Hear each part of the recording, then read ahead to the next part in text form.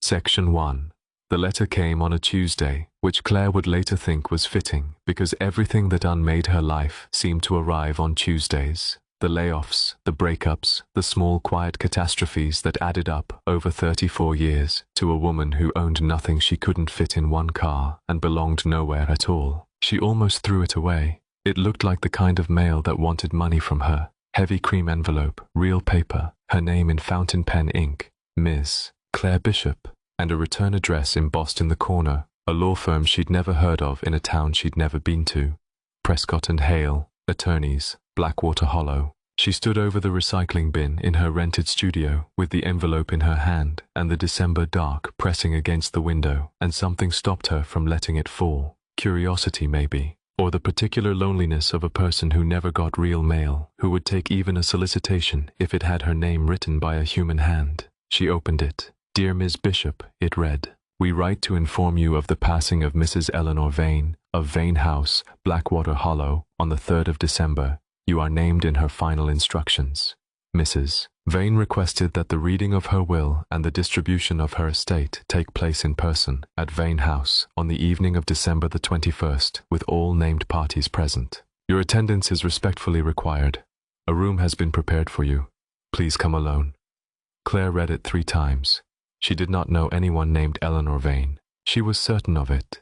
The name meant nothing, stirred nothing, and Claire had a good memory for names, the way people without families often do, cataloguing every person who was kind to her against the possibility that she might need to remember them later. Eleanor Vane, Vane House, Blackwater Hollow. Nothing. And yet, Claire was adopted. She had always known this, had known it the way you know the color of your own eyes, a fact so old it had no feeling attached to it anymore. She'd been left at a hospital as an infant, the story went, no note, no name, and raised through a series of foster placements that had taught her how to pack quickly and expect little. She had never searched for her birth family. There had never seemed to be a thread to pull. But now, on a Tuesday, in the dark, a dead woman she'd never met had reached across whatever distance separated them and written her name in a lawyer's letter. And the letter said you are named in her final instructions. And Claire Bishop, who belonged nowhere and to no one, felt something she had trained herself out of feeling a long time ago. She felt wanted. It was a small feeling and a dangerous one, and she knew even then, standing over the recycling bin, that she should be suspicious of it. But she had spent 34 years being sensible, and it had gotten her a studio apartment and a car and a job she'd probably lose by spring. And just once, just this once, she wanted to follow a thread instead of cutting it. She wrote back that she would come. Blackwater Hollow was 400 miles north, and the drive took Claire into winter the way a diver goes into cold water. Gradually, then all at once, the cities gave way to towns, the towns to villages, the villages to long empty stretches of road between dark walls of pine, and the temperature dropped with every hour until her breath fogged inside the car and the heater labored and the sky went the flat white of coming snow. By the time she reached the turnoff, a single wooden sign, weathered grey, Vane House 4 miles, the letters nearly gone, the first flakes had begun to fall, fat and slow, out of a sky the colour of old bone. She had used the drive to try to remember.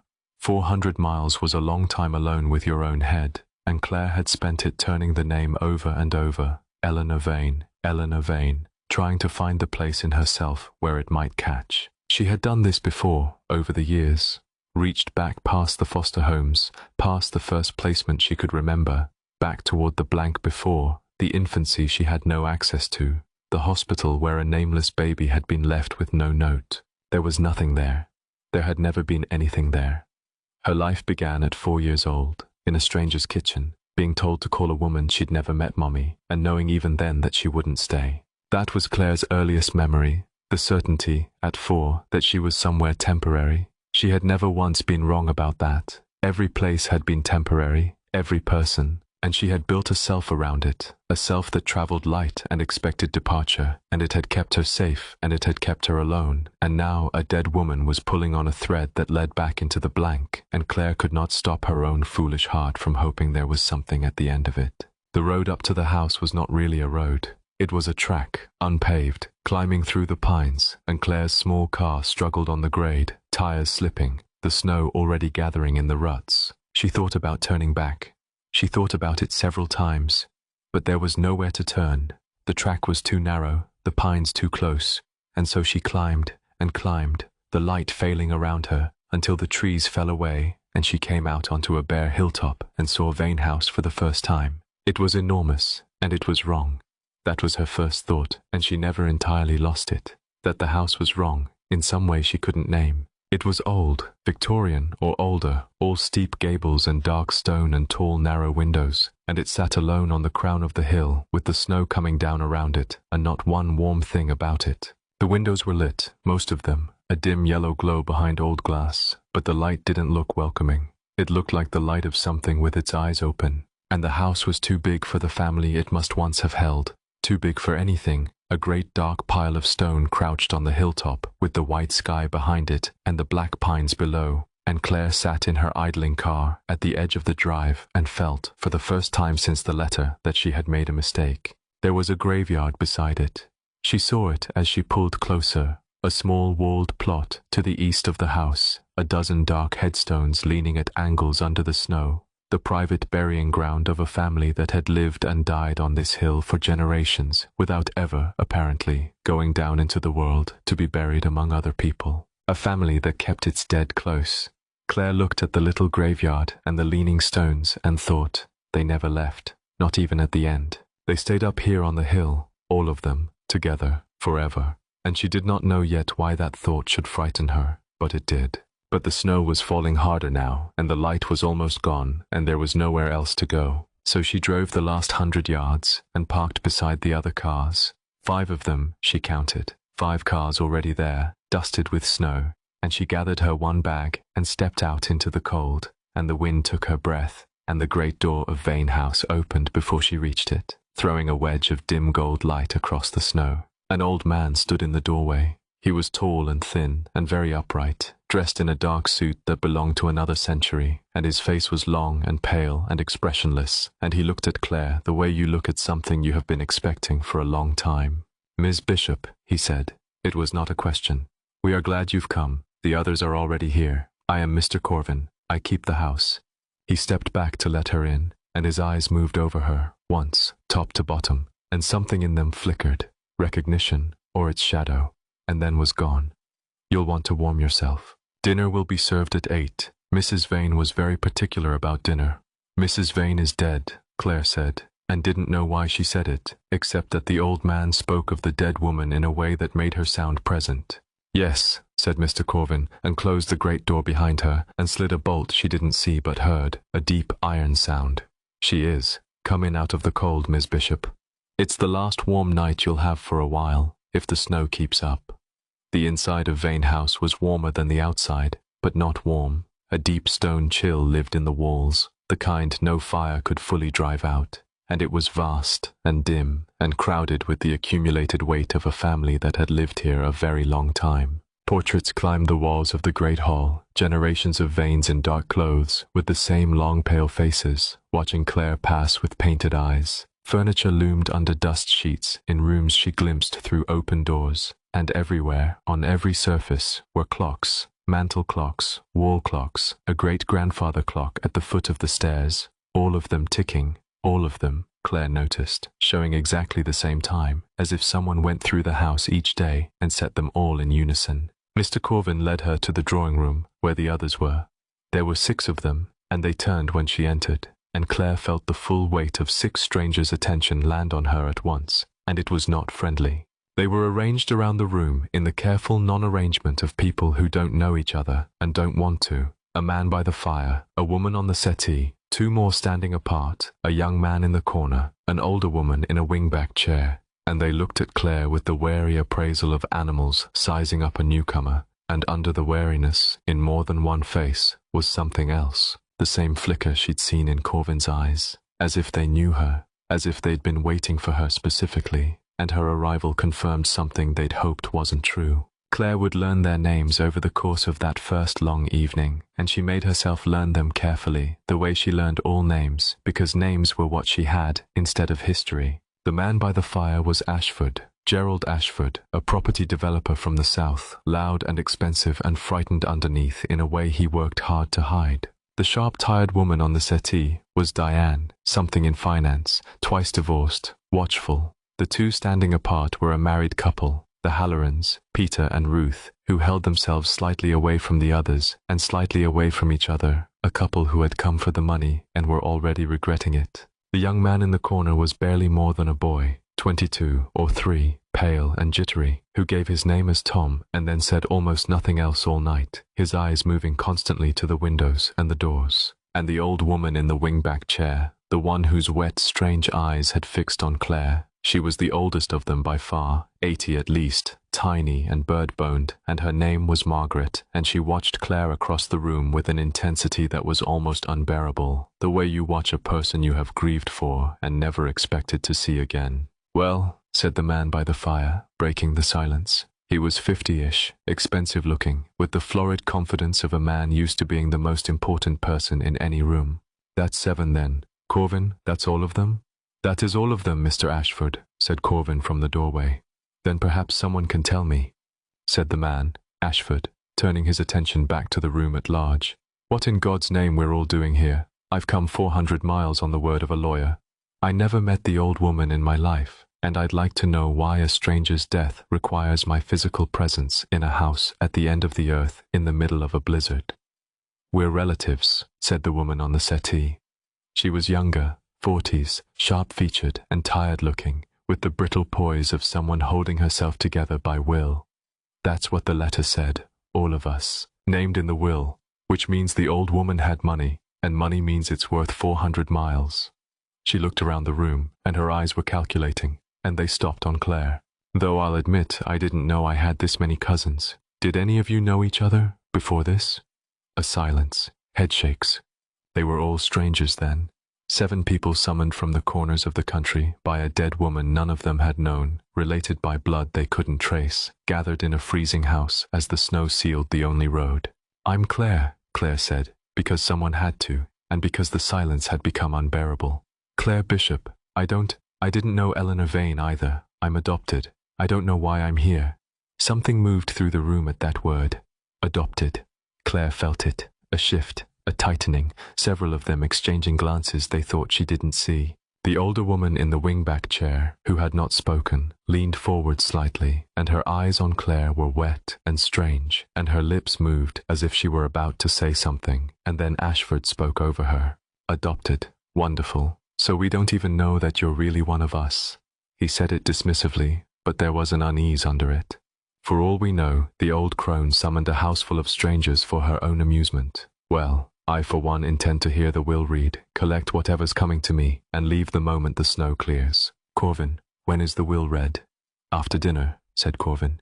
Mrs. Vane was very clear. Dinner first, at 8, all 7 present. Then her instructions will be made known. He paused in the doorway, and his long pale face turned toward the window, where the snow was falling faster now, thick against the black glass. "I'd suggest you eat well," he said, "and I'd suggest you say your true names at the table when she asks. Mrs. Vane could always tell a lie." And he withdrew, leaving the 7 of them alone in the cold drawing-room, strangers all, as the clocks ticked in unison through the great dark house, and the snow came down and sealed the road behind them. Claire crossed to the window and looked out at the storm. She could just see her own car below, already white, already half buried, and beyond it the track dropping away into the pines, and beyond that, nothing. No lights, no other houses, no sign of another living soul in all the white dark. They were alone up here, 7 strangers and an old butler in a dead woman's house at the end of a road that was vanishing under the snow even as she watched. She thought about the phrase in the letter, "Please come alone," and the phrase Corvin had used at the door, "The last warm night you'll have for a while." And she thought about the 6 faces in the drawing room, and the way several of them had looked at her when she said the word adopted, and a slow unease was building in her, the specific unease of a person who has walked into a situation that is not what it was advertised to be. This was not a will reading, or it was, but it was something else too, something underneath, and every person in this house except her seemed to know at least a piece of what that something was. They had all felt it, she thought.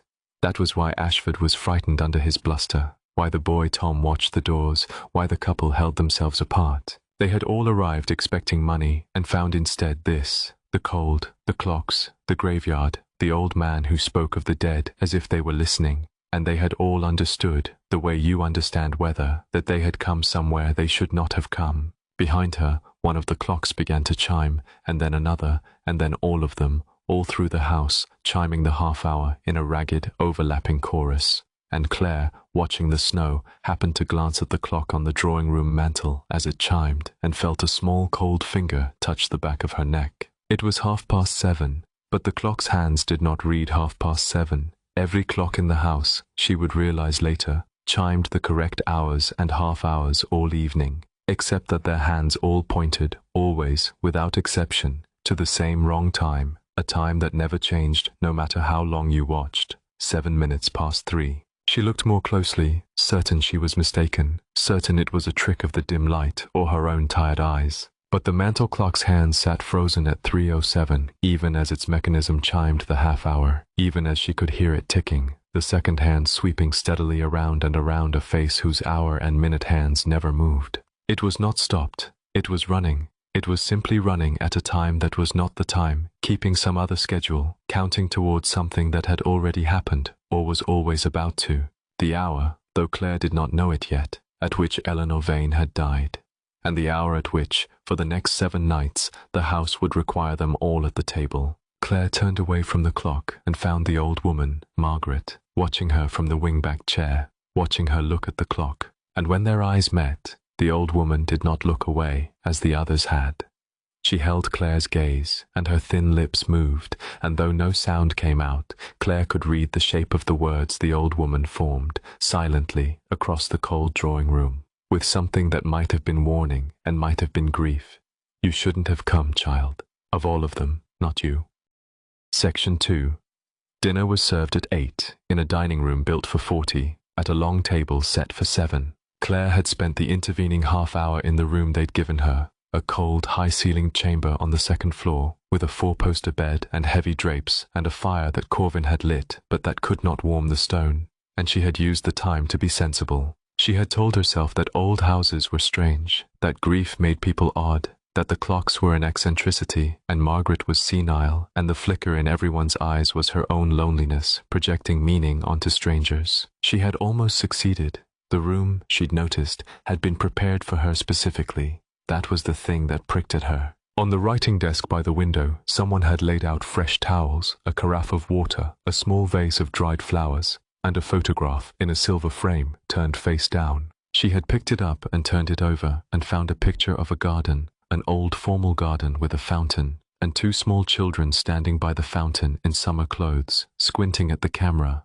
and she had felt nothing looking at it, no recognition, and had set it back down face up and thought no more of it, except that a face-down photograph in a guest room is a strange thing, as if it had been turned away from something, or as if someone had not been able to bear to look at it. Then she'd tried the window, meaning only to see the storm, and found it would not open, not stuck, not painted shut, but simply immovable, as if the frame and the sash had become one piece of wood. And she had stood there with her hands flat on the cold glass and felt the sensible feeling drain out of her, and she had gone down to dinner because there was nothing else to do. The dining room was lit by candles, real ones, dozens of them, in tarnished silver candelabra down the length of the table, and their light was warm and unsteady and threw the corners of the vast room into deep shadow. The 7 places were set with old china and heavy silver, each plate flanked by more forks and knives than any meal required, and at the head of the table, at the 8th place, no, Claire counted again.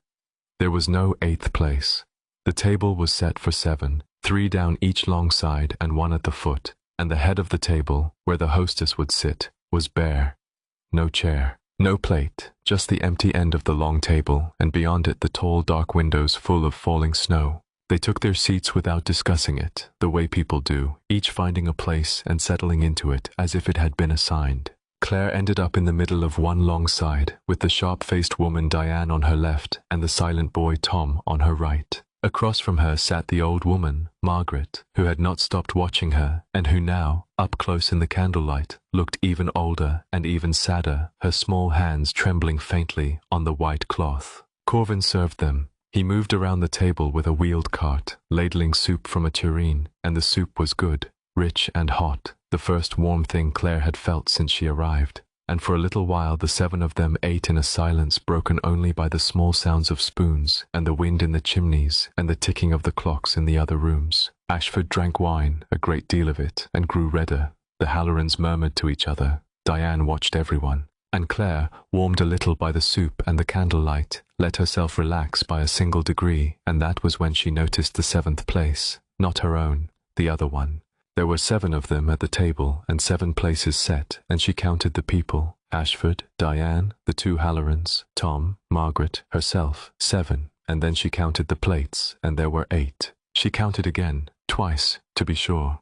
7 people, 8 places, one more setting than there were guests, a full place, soup and all, at the foot of the table, opposite the empty head. Corvin had served it. She had watched him do it without watching, the way you half see a thing and only understand it later.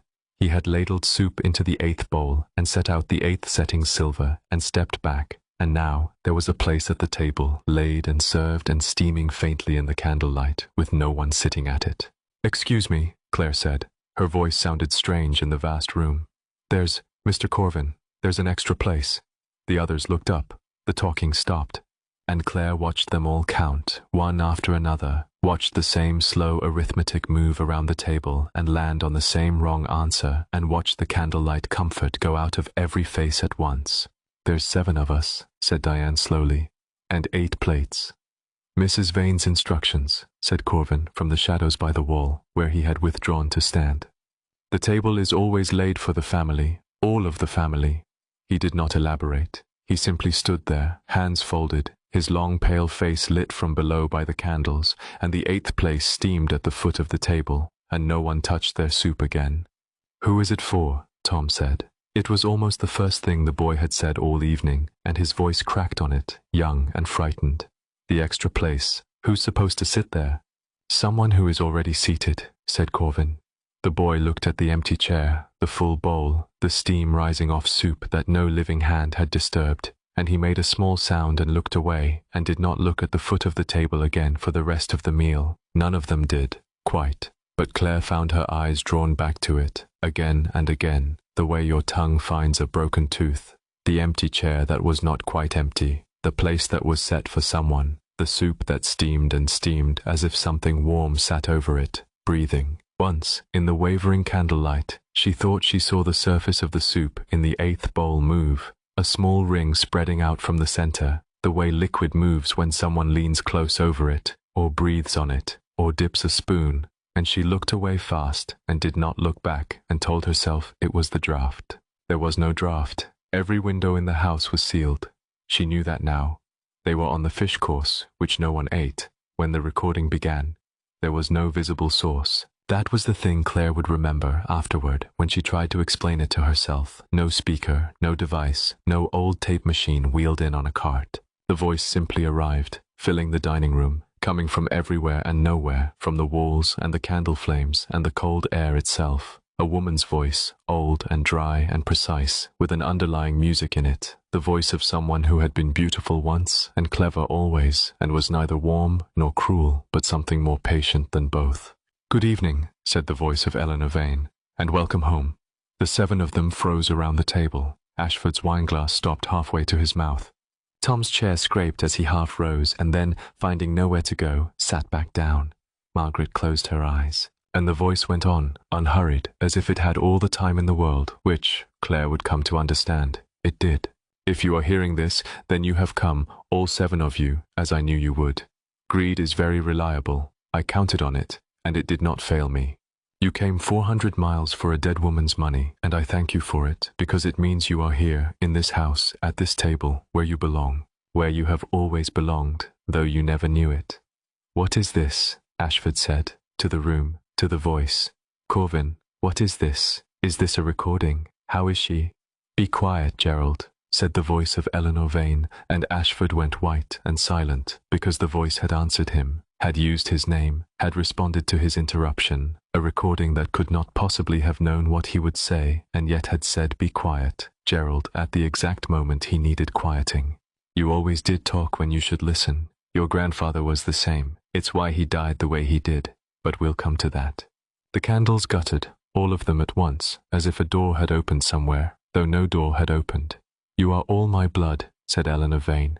"Every one of you. You do not know it, because the knowing was taken from you, scattered, hidden, given away, the way this family has always hidden and scattered and given away the things it could not bear to keep. You are the grandchildren and the great-grandchildren of a crime, 7 of you, from 7 branches, each branch grown from a single rotten root, and not one of you has ever been told what your family did, or what it cost, or who paid. I am going to tell you. That is my gift, and my will, and the price of leaving this house." "The price of leaving," Diane repeated. Her voice was very controlled. "What does that mean?" "It means," said Eleanor Vane, "that the road is closed, and the windows will not open, and the doors are locked from a side you cannot reach, and none of you will leave Vane House until the debt this family owes is paid. I have arranged it so. It cost me a great deal, more than money, more than you can imagine, but I have arranged it, and it is done, and there is no undoing it now. You are here until it is finished, so you had best understand the rules."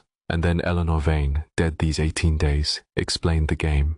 "Every night," said the voice, "at 7 minutes past 3, the hour I died, the hour this family's crime was committed, the hour that has never stopped in this house, you will come to this table, all of you. The house will wake you if you sleep. You will sit in your places, and the 8th place will be laid, and you will keep company with the one who sits there, whom you cannot see, but who has been at this table longer than any of you. And each night, one of you must confess. Not a small thing, not a polite thing, a true thing, the truest, worst, most hidden thing you carry, the secret you have told no one, the shame you have built your whole life around not saying. The family's sickness is secrets. It is the thing we do, all of us, in every branch. We hide, we bury, we wall away, we smile at the dinner table with the bodies under the floor, and the only thing that can pay this debt is the opposite of what made it. Truth, spoken aloud, at this table, where it can finally be heard. One confession a night, a real one. The house will know if you lie. I could always tell a lie, and the house has my eyes now. If the one who confesses tells the truth, the night passes, and you all wake in the morning, and you live to the next dark. But if no one confesses, or if the confession is false, then the house takes one of you. It takes the one with the most left to hide, and the taken one does not die, exactly. It is worse than dying. The taken one goes to the 8th place, and the rest of you begin, slowly, to forget that they were ever here at all. The dining room was utterly silent. Even the wind seemed to have stopped. "You will not remember them," said Eleanor Vane, and her dry voice was very gentle now, which was worse than if it had been cruel. "That is the part you should be most afraid of. Not the taking, the forgetting. When the house takes one of you, it does not simply remove a body, it removes the fact of you. By morning, the survivors will look at the empty chair and feel only a vague unease, a sense of a number that does not add up, and they will not know why. Your name will fade from their mouths. Your face will fade from the photographs. Your whole life, everyone you ever were, will thin out of the world like breath off a cold window, until it is as if you had never been born at all, as if the branch you came from had simply stopped, 1 generation short, and no one alive remembers the person who should have carried it on. That is what this family does to the ones it cannot bear to keep. It forgets them. It has done it before. I am the only one who ever refused to forget, and refusing is why I am the way I am, and why I have done this to you, because being remembered, even in horror, even like this, is the only mercy left in this house, and I would not deny it to you, whatever it costs." The candles guttered again. 7 of you, said Eleanor Vane. 7 nights, 7 confessions, if you are wise, and then the debt is paid, and the survivors may go, and this family's long crime will finally be over. Or you may lie, and hide, and cling to your secrets the way this family always has, and be taken one by one, until the last of you sits alone at this table with the 8th guest, and confesses to no one, forever. A pause. When the voice came again, it was softer, and there was something in it that might, in a living woman, have been grief. I am sorry to do this to you. You are innocent, most of you, of the thing itself. You only inherited it. But someone must pay, and the ones who owed have died unpaying, generation after generation, and the debt does not forgive, and it does not forget, and it has waited a very long time. I have spent my whole life in this house with it, keeping it company, the only one who stayed. Now it is your turn to know what I have always known. The candles steadied. Sleep, if you can. The first confession is not required until tomorrow's dark, but I would think, tonight, all of you, about what you are most afraid to say, because you will say it, in the end. Everyone does. The only question is whether you say it while you still have a mouth to say it with. The voice stopped. For a moment no one moved. Then Ashford surged to his feet, knocking his chair back, and strode to the dining room door and hauled on it, and it did not open. He threw his weight against it, shouting, and it did not move. He ran to the windows and beat on the glass, and the glass did not break, and the sashes did not lift, and outside the snow came down and down, indifferent, burying the cars, burying the track, burying the whole world beyond the hill, until there was nothing out there at all, but white and dark, and the 7 of them sealed inside with a voice that knew their names, and an 8th place laid at the table, and a debt that had waited 100 years to be paid. "This is insane," Ashford said, breathing hard, his back against the unbreakable window. It's a trick, a recording, some kind of... The doors are on timers. The old woman rigged the doors. She was insane, and she rigged the house, and there's no such thing as, I'm not sitting at a table and confessing my sins to a ghost. Then don't, said Diane quietly. She had not moved from her seat. She was looking at the 8th place, at the cold soup, and her sharp controlled face had gone very still. Don't confess. And when the house takes you tomorrow night, the rest of us will forget you ever existed, and we'll be one closer to the door. So by all means, Gerald, be brave, be stubborn. I'd rather like the company reduced. She looked up, and her eyes moved around the table, cataloguing, the eyes of a woman who had survived things and intended to survive this. The rest of us should think very carefully about what we're going to say, because I've listened to that voice, and I believe it, and I don't intend to be the one it takes. The Hallorans had drawn together, gripping each other's hands. Tom had his head down, his shoulders shaking. Margaret sat with her eyes closed and her lips moving, praying or remembering. And Ashford stood against the window with the snow behind him and the bluster draining out of his face, leaving something small and frightened underneath. Claire sat very still in the candlelight and looked at the 8th place, the full bowl going cold, the empty chair, and she thought about the word adopted and the way they'd all looked at her and Margaret's silent warning, of all of them, not you. And she understood, with a cold that went deeper than the stone of the house, that she was the only one at this table who did not know which branch she came from, or what her family had done, or what secret she was supposed to confess. She had come here with no history, and the house wanted history. The house fed on it, and somewhere under her fear, in the place where the dangerous hope had lived, a smaller and worse thought was forming, that she had wanted, her whole life, to know where she came from, and that she was about to find out, and that some things are hidden because the hiding is a mercy. Across the table, Margaret opened her eyes and looked at Claire, and this time she spoke aloud, softly, so the others, arguing among themselves, did not hear. "You have no secret to give it," the old woman said. "Do you, child? You don't even know your own name, the real one." Her wet eyes searched Claire's face with a terrible tenderness. "That's why she brought you last. That's why the 7th place was always yours. Oh, child, oh, I am sorry. I should have come for you years ago, and I was afraid, and now it's too late for both of us." "What do you mean?" Claire whispered. "What's my real name? Who are you? How do you know me?" But Margaret only shook her head and closed her eyes again and would say no more. And above them, all through the house, the clocks began to chime the hour, 11 ragged strokes overlapping in the dark, while their frozen hands pointed, all of them, at 7 minutes past 3. Section 3.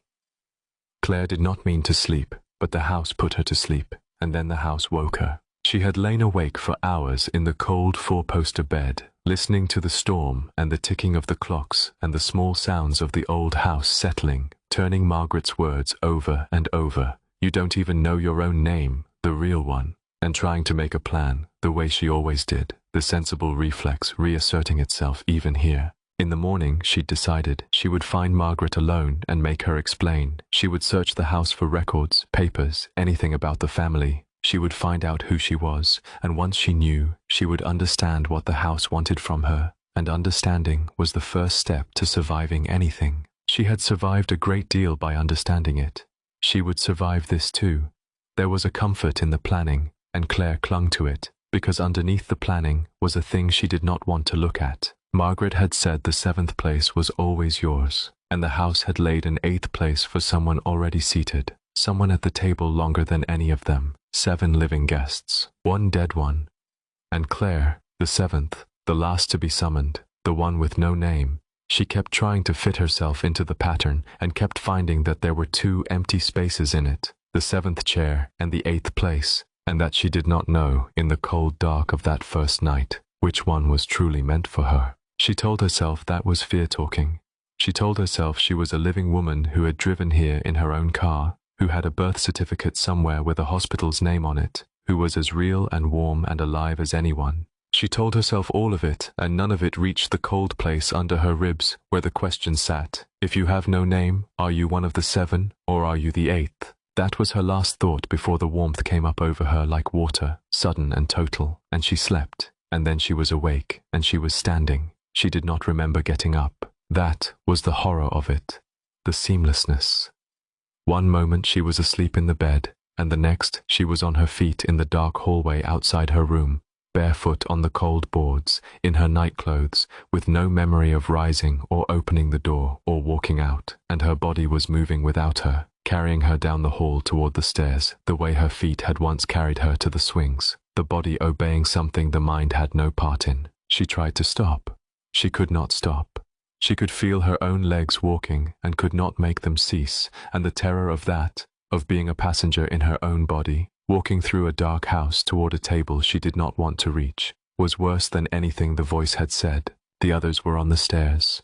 She saw them as she reached the landing, the whole household, moving down through the dark in their nightclothes, silent, sleepwalking, their faces slack and their eyes half open and unseeing. Ashford, Diane, the Hallorans, drifting down side by side, Tom, stumbling, his young face gone blank, and ahead of them all, small and white and upright, old Margaret, descending the great staircase one step at a time with the terrible obedience of a woman who had known this summons was coming her whole life. And there was something else on the stairs with them.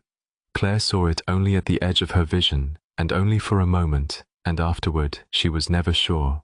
But as the household descended, she thought she saw, at the very bottom of the great staircase, in the deep shadow where the grandfather clock stood, a small shape, a child's shape, standing at the foot of the stairs in the dark, watching them all come down, waiting for them, the way a child waits at the bottom of the stairs on a morning when something wonderful is going to happen. It was there, and then the shadows shifted, and it was not there, and Claire's body carried her down past the spot where it had stood, past the grandfather clock with its frozen hands, and the air in that spot was so cold it burned, and she smelled, just for an instant, something sweet and earthen and wrong, the smell of a cellar, the smell of deep ground, before her feet carried her on into the dining room and the candlelight. They came together in the dining room, and they took their places, and Claire's body sat her down in her chair between Diane and Tom, and folded her hands, and would not let her rise. The candles were lit. She did not know who had lit them. They burned all down the length of the table, and the 8th place was laid, fresh, steaming, and every clock in the house was chiming at once, a ragged, overlapping toll that went on and on, more strokes than any hour, and Claire understood that they were not striking the hour. They were striking the minute. 7 minutes past 3, and the house had gathered its family to keep the appointment it had kept every night for longer than any of them had been alive. The chiming stopped. And into the silence, from the shadows by the wall, Corvin's voice came, dry and formal, like a priest beginning a rite. "It is the hour. One of you must confess. A true thing, spoken aloud, at this table.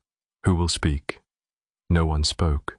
Claire could move again. She found, testing it, that her body was hers once more, that she could turn her head and flex her hands, that she was only held to the chair now by the ordinary force of terror.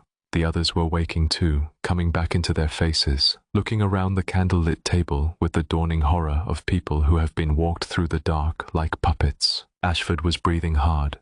Tom had begun, quietly, to cry. "This is madness," Ashford said, but his voice had lost its bluster. It came out thin. I won't be made to. There's nothing I need to confess. I've done nothing. I'm a businessman. I've never—" "The house takes the one with the most left to hide," said Corvin from the wall. "It is counting, Mr. Ashford. I would not draw attention to yourself, if I were you, by protesting your innocence too loudly. The innocent do not usually need to. Ashford shut his mouth. The silence stretched. The candles burned. And Claire, watching the faces around the table, understood that they were all playing the same terrible game of chicken, each one waiting for someone else to break first, each one hoarding their own secret, each one calculating that if another confessed, they themselves would be spared for one more night without having to speak the unspeakable thing they carried. It was, she thought, exactly the sickness the voice had described. The family disease. 7 people who would rather risk being taken than be the first to tell the truth. Someone has to speak, Diane said at last, tightly. One of us, or it takes one of us. That's the arithmetic. And I am not. I have things I'm not prepared to say in front of strangers, so if one of you has something smaller, something you can bear to give up, I'd suggest you give it, and spare us all. Why don't you go first? Said Peter Halloran, the first words Claire had heard him speak. Since you understand the arithmetic so well. Because I have more to lose than you do, Diane snapped. Look at you, a pair of nobodies who came for the money. Whatever you're hiding, it's small. Give it up and save us. The Hallorans looked at each other. Ruth Halloran's face was white. And Claire watched a thing pass between the married couple, some silent negotiation, some old shared fear surfacing, and she understood that they were hiding something together. The two of them, something that bound them, and that neither of them could give it up without giving up the other. None of you understand, Tom said suddenly. The boy's voice was shaking, high and cracked. It's not about who has the smallest secret. Didn't you listen? It takes the one with the most left to hide. That means the more you've done, the more it wants you. That means, he looked around the table wildly. That means whoever's done the worst thing is going to get taken first, whether they confess or not, unless they say it out loud, and I don't, I can't. He put his face in his hands. I shouldn't be here. I've done something, and I can't say it. I can't. You don't understand what it is. Then you'll be the first to go, said Diane, not unkindly, only with the flat honesty of fear. If you can't say it, that's how it works, boy. Say it, or the house says it for you, by taking you. I can't. Tom was weeping openly now. You'd all look at me. You'd know what I am. We're all going to know what everyone is, said Diane. That's the entire point. That's the trap. There's no dignity left to protect. There's only the door, and the only way to it is through the worst thing you ever did, spoken out loud to a room full of strangers you'll never see again once we're out. So say it, or don't, but stop wasting the night, because that thing at the end of the table is getting hungry. The candles guttered. And from the foot of the table, from the 8th place, came a sound. It was small. It was the sound of a chair shifting, the creak of weight settling onto old wood, and every head at the table turned toward the empty place, and the empty place was still empty, the chair still vacant, the soup still steaming. But the sound had come from there, unmistakably, the sound of someone leaning forward to listen. And a cold came off the foot of the table, rolling up its length like a slow tide, and the candles nearest the 8th place went out, one by one, wick by wick, as if something were breathing them dark. It's getting impatient, Corvin said quietly. It has waited a very long time. I would not keep it waiting much longer. And old Margaret, at the far end of the table, opened her eyes and said, in a voice like dry paper, I'll go, God help me. I've waited 60 years to say it, and I'm the only one here old enough to have earned the right, so I'll go first, and may it count. The room went still. Even the cold seemed to pause. My name is Margaret Vane, the old woman said. I am the last of the Vanes who still carries the name. Eleanor was my cousin. We grew up in this house, she and I, in the years after the thing was done. And what I have to confess is this. I knew. I was a girl of 20 when it happened, and I knew what they did, all of them. The whole family, and I said nothing, and I have said nothing for 60 years, and my silence is why the debt was never paid. She drew a breath. Her small hands were flat on the white cloth, trembling. There was a child, Margaret said, in this house, 3 generations back, my grandfather's time, the root of all of it, a child of this family who was not wanted, who was an inconvenience. There were reasons. There are always reasons, a question of inheritance, of a marriage, of money and land, and the good name of the Vanes. And the family decided, together, at this table, that the child would be removed, not killed. They never called it that. They called it sent away. but the child never arrived anywhere. The child was brought down to the cellar of this house one winter night at 3:07, and the child did not come up again, and the next morning the family sat at this table and ate breakfast and never spoke the child's name again, and by the season's end not one of them could quite remember it. That is what this family does. It removes what it cannot keep, and then it forgets, and the forgetting is the second murder, worse than the first. Margaret's voice cracked. I was born 2 generations after. But I found the record, a diary, a nurse's diary, hidden in the cellar wall, when I was 20, and I read it, and I learned what my family was, and I was afraid, and I put it back, and I told no one, and I let the forgetting go on.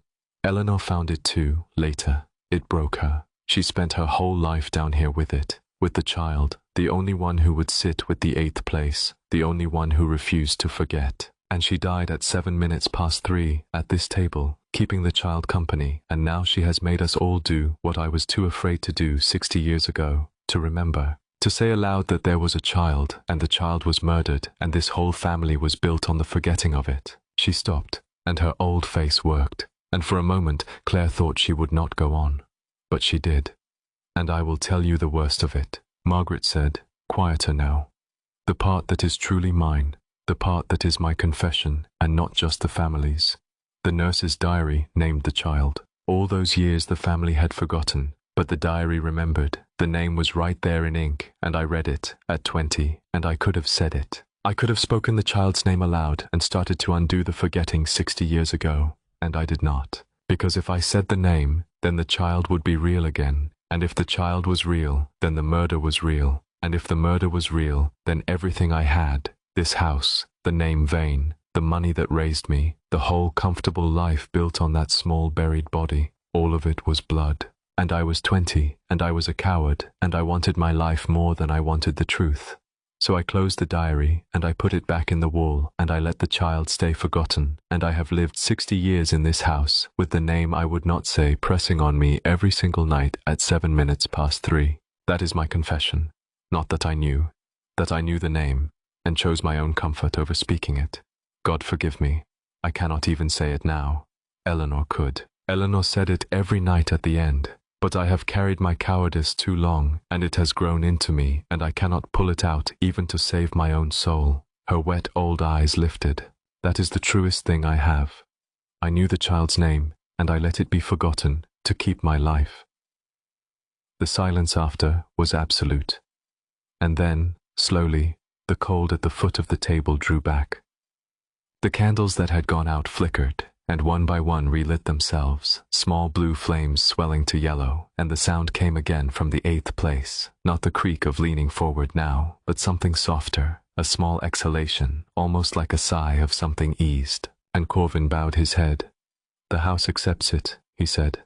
The night is paid. You may go back to your beds. You will wake in the morning, all 7 of you. He paused. For tonight. They rose, shaking, and filed out, and Claire went with them up the dark stairs, and she did not sleep again, but lay in the grey cold, watching the window fill slowly with the light of a snowbound dawn. 1 confession given, 6 to go, and a murdered child in the cellar of the house at 3:07, whose name the family had forgotten, a child brought down to the dark and never brought back up. But there was something in Margaret's confession that snagged at Claire, something that did not fit, and she worried at it through the grey hours. Margaret had said the child died 3 generations back, in her grandfather's time, 100 years ago, more. An old crime, an ancient debt. And yet Eleanor's recording had spoken of the hour this family's crime was committed, as though it were one specific hour, one specific night, and the clocks all stopped at 3:07, and Eleanor had died at 3:07, keeping the child company. 1 child. 1 hour. And Margaret, tonight, had spoken of the old crime, the 100-year-old crime, as though that were the whole of it. But Claire had felt the child on the stairs. Small, recent, somehow. Not 100 years old, and she thought about the photograph in her room, turned face down, 2 children by a fountain, in summer clothes that did not look 100 years old. And she thought about the way the family had looked at her, and Margaret's grief, and the 7th place was always yours, and a new and terrible suspicion began to form, one she could not yet complete, but could feel the shape of, that there was more than one forgotten child in the history of this house.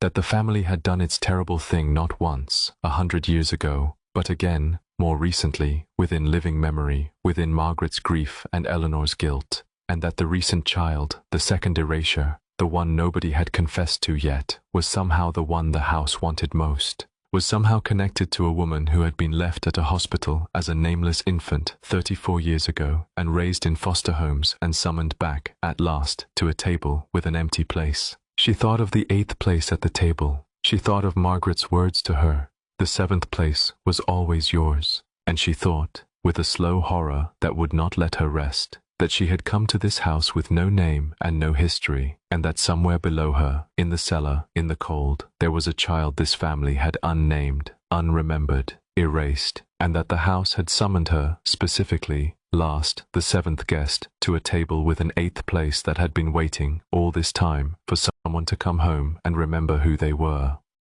Section 4. The morning came grey and late, and the snow was still falling, and the world outside the windows had been erased down to a white blur. No track, no cars, no pines, nothing but the falling white and the dark shapes of the nearest trees, standing like drowned things in fog. Claire went looking for the truth, because that was what she did, because understanding was the only weapon she had ever owned.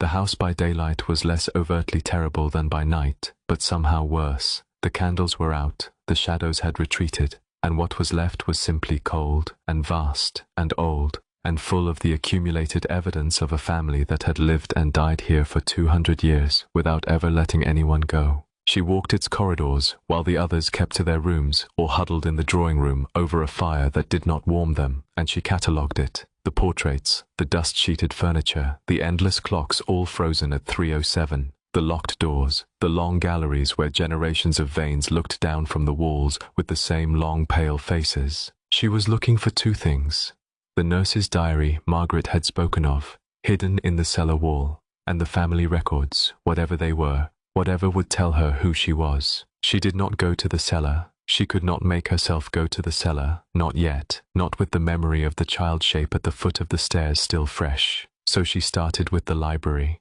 She passed the others as she went. Ashford had cornered Corvin in the great hall and was demanding, in a voice pitched high with fear disguised as anger, that the old man explain how the doors were locked, where the mechanism was, what would happen if he simply broke a window with a chair. And Corvin was answering, with terrible patience, that the windows would not break, that others had tried, that the house did not permit it, and that Mr. Ashford would do better to spend his energy deciding what he would confess than looking for a way out that did not exist. The Hallorans were in the drawing room, heads bent together, whispering, and they stopped whispering when Claire passed and watched her go by with the flat wariness of people guarding something. Diane was nowhere Claire could see, off exploring on her own, Claire guessed, doing what Claire was doing, looking for leverage, for exits, for an edge. And the boy, Tom, was sitting alone on the stairs with his knees drawn up, staring at nothing. And when Claire paused and asked if he was all right, he looked up at her with a face so full of terror and guilt that she almost stepped back. "I'm going to be first," he said. "I know it. I can feel it wanting me, and I can't say it. I can't."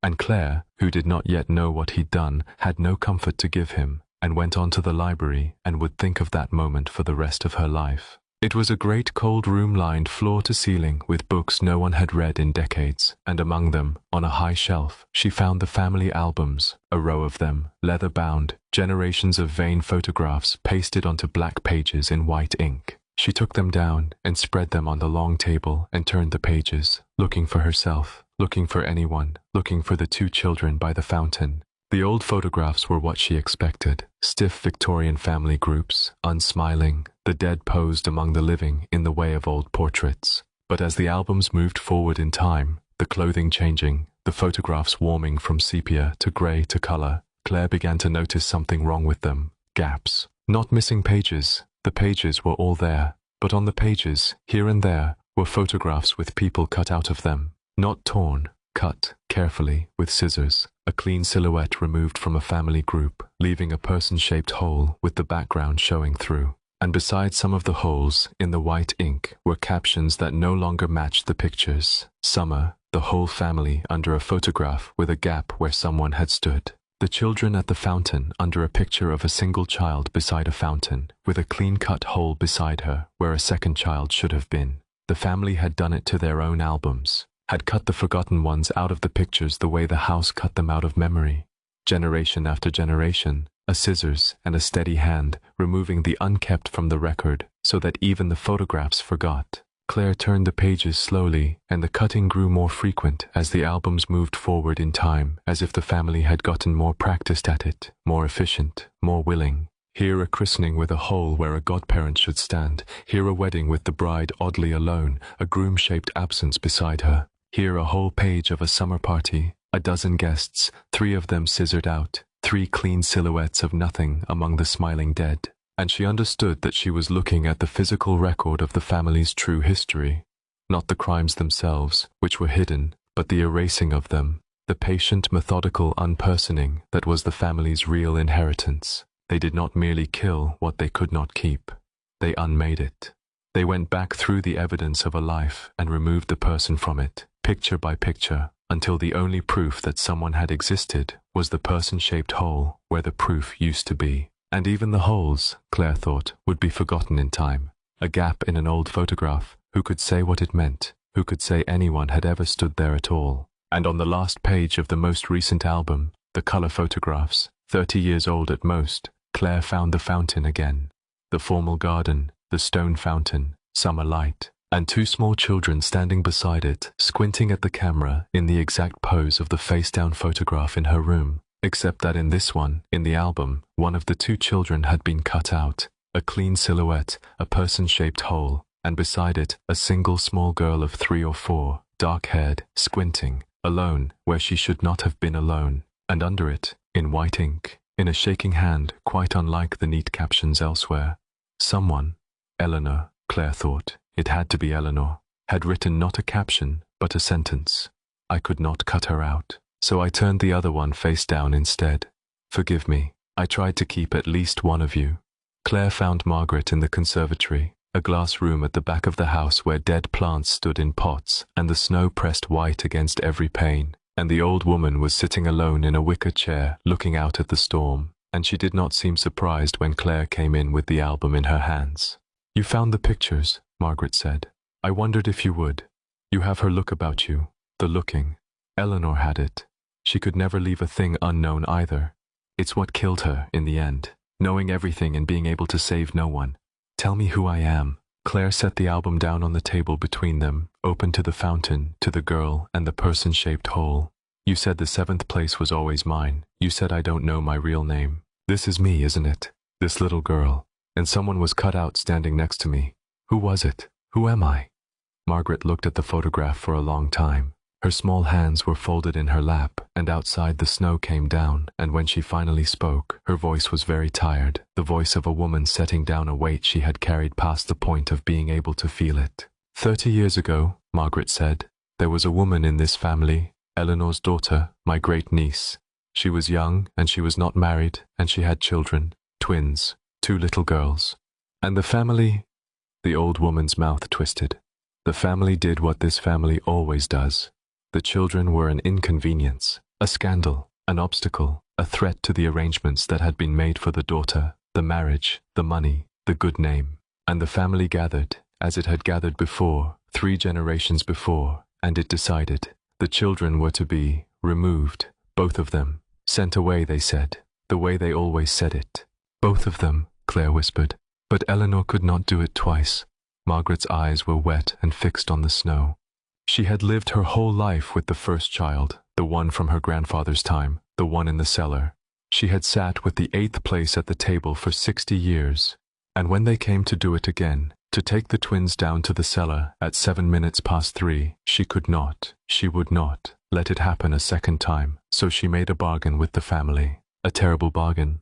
One of the twins would be dealt with in the old way, to satisfy whatever needed satisfying, the arrangements, the money, the appearances, and the other twin, the other one Eleanor would take away herself in the night and leave somewhere far off at a hospital with no name and no record, so that at least one of you would live, one kept, one unkept.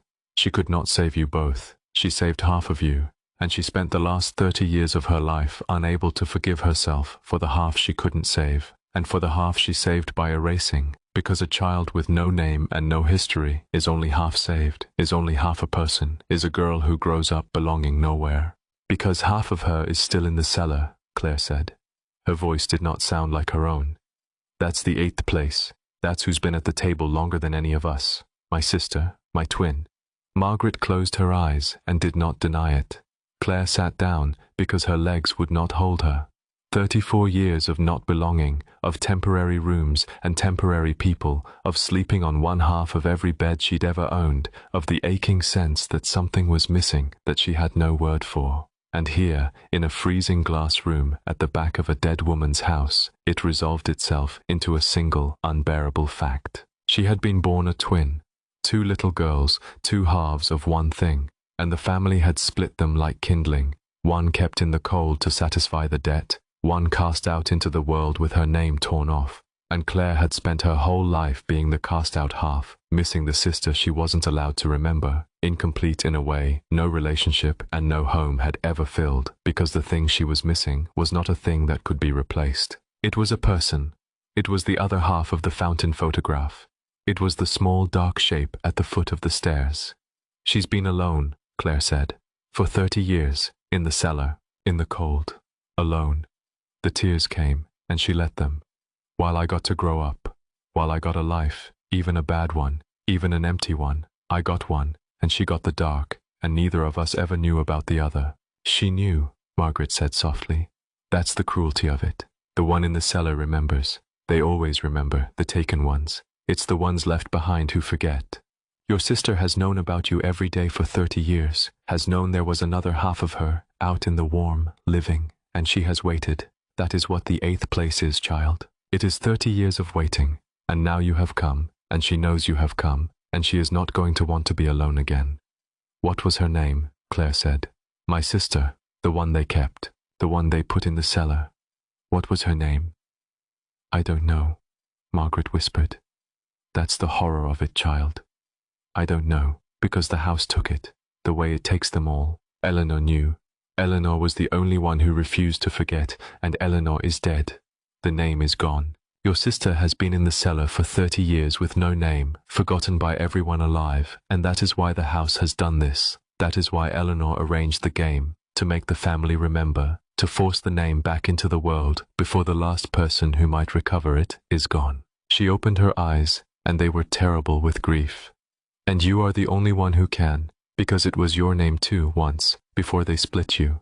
You were 2 halves of one thing. If anyone alive can remember your sister's name, it is you. That is why you are the 7th guest. That is why the 7th place was always yours. The second night, the house woke them again at 7 minutes past 3, and they came down through the dark, and this time Claire counted the child shape at the foot of the stairs and did not look away from it, and it looked back at her, a small dark shape in the shadow of the frozen clock, and she thought, with a grief that cut through her fear, that's my sister. That's the other half of me, standing in the dark, waiting. They took their places. The 8th plate steamed. Corvin spoke from the shadows. It is the hour. One of you must confess. And this time, no one did.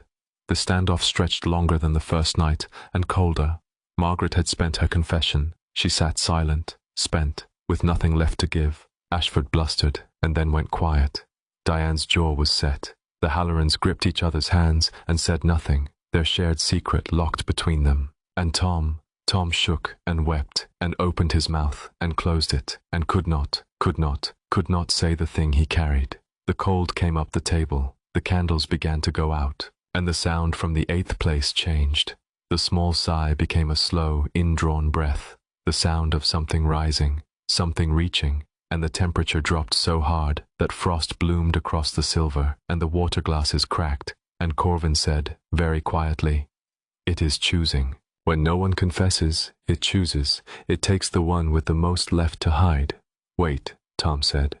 "Wait, But the words would not come. The boy's whole body was shaking, his hands over his mouth, tears streaming, and whatever he had done, whatever he carried, it was too large to say. It had grown into him the way Margaret's cowardice had grown into her, and he could not pull it out even to save his life. "I can't," he sobbed. "I'm sorry, I can't, please."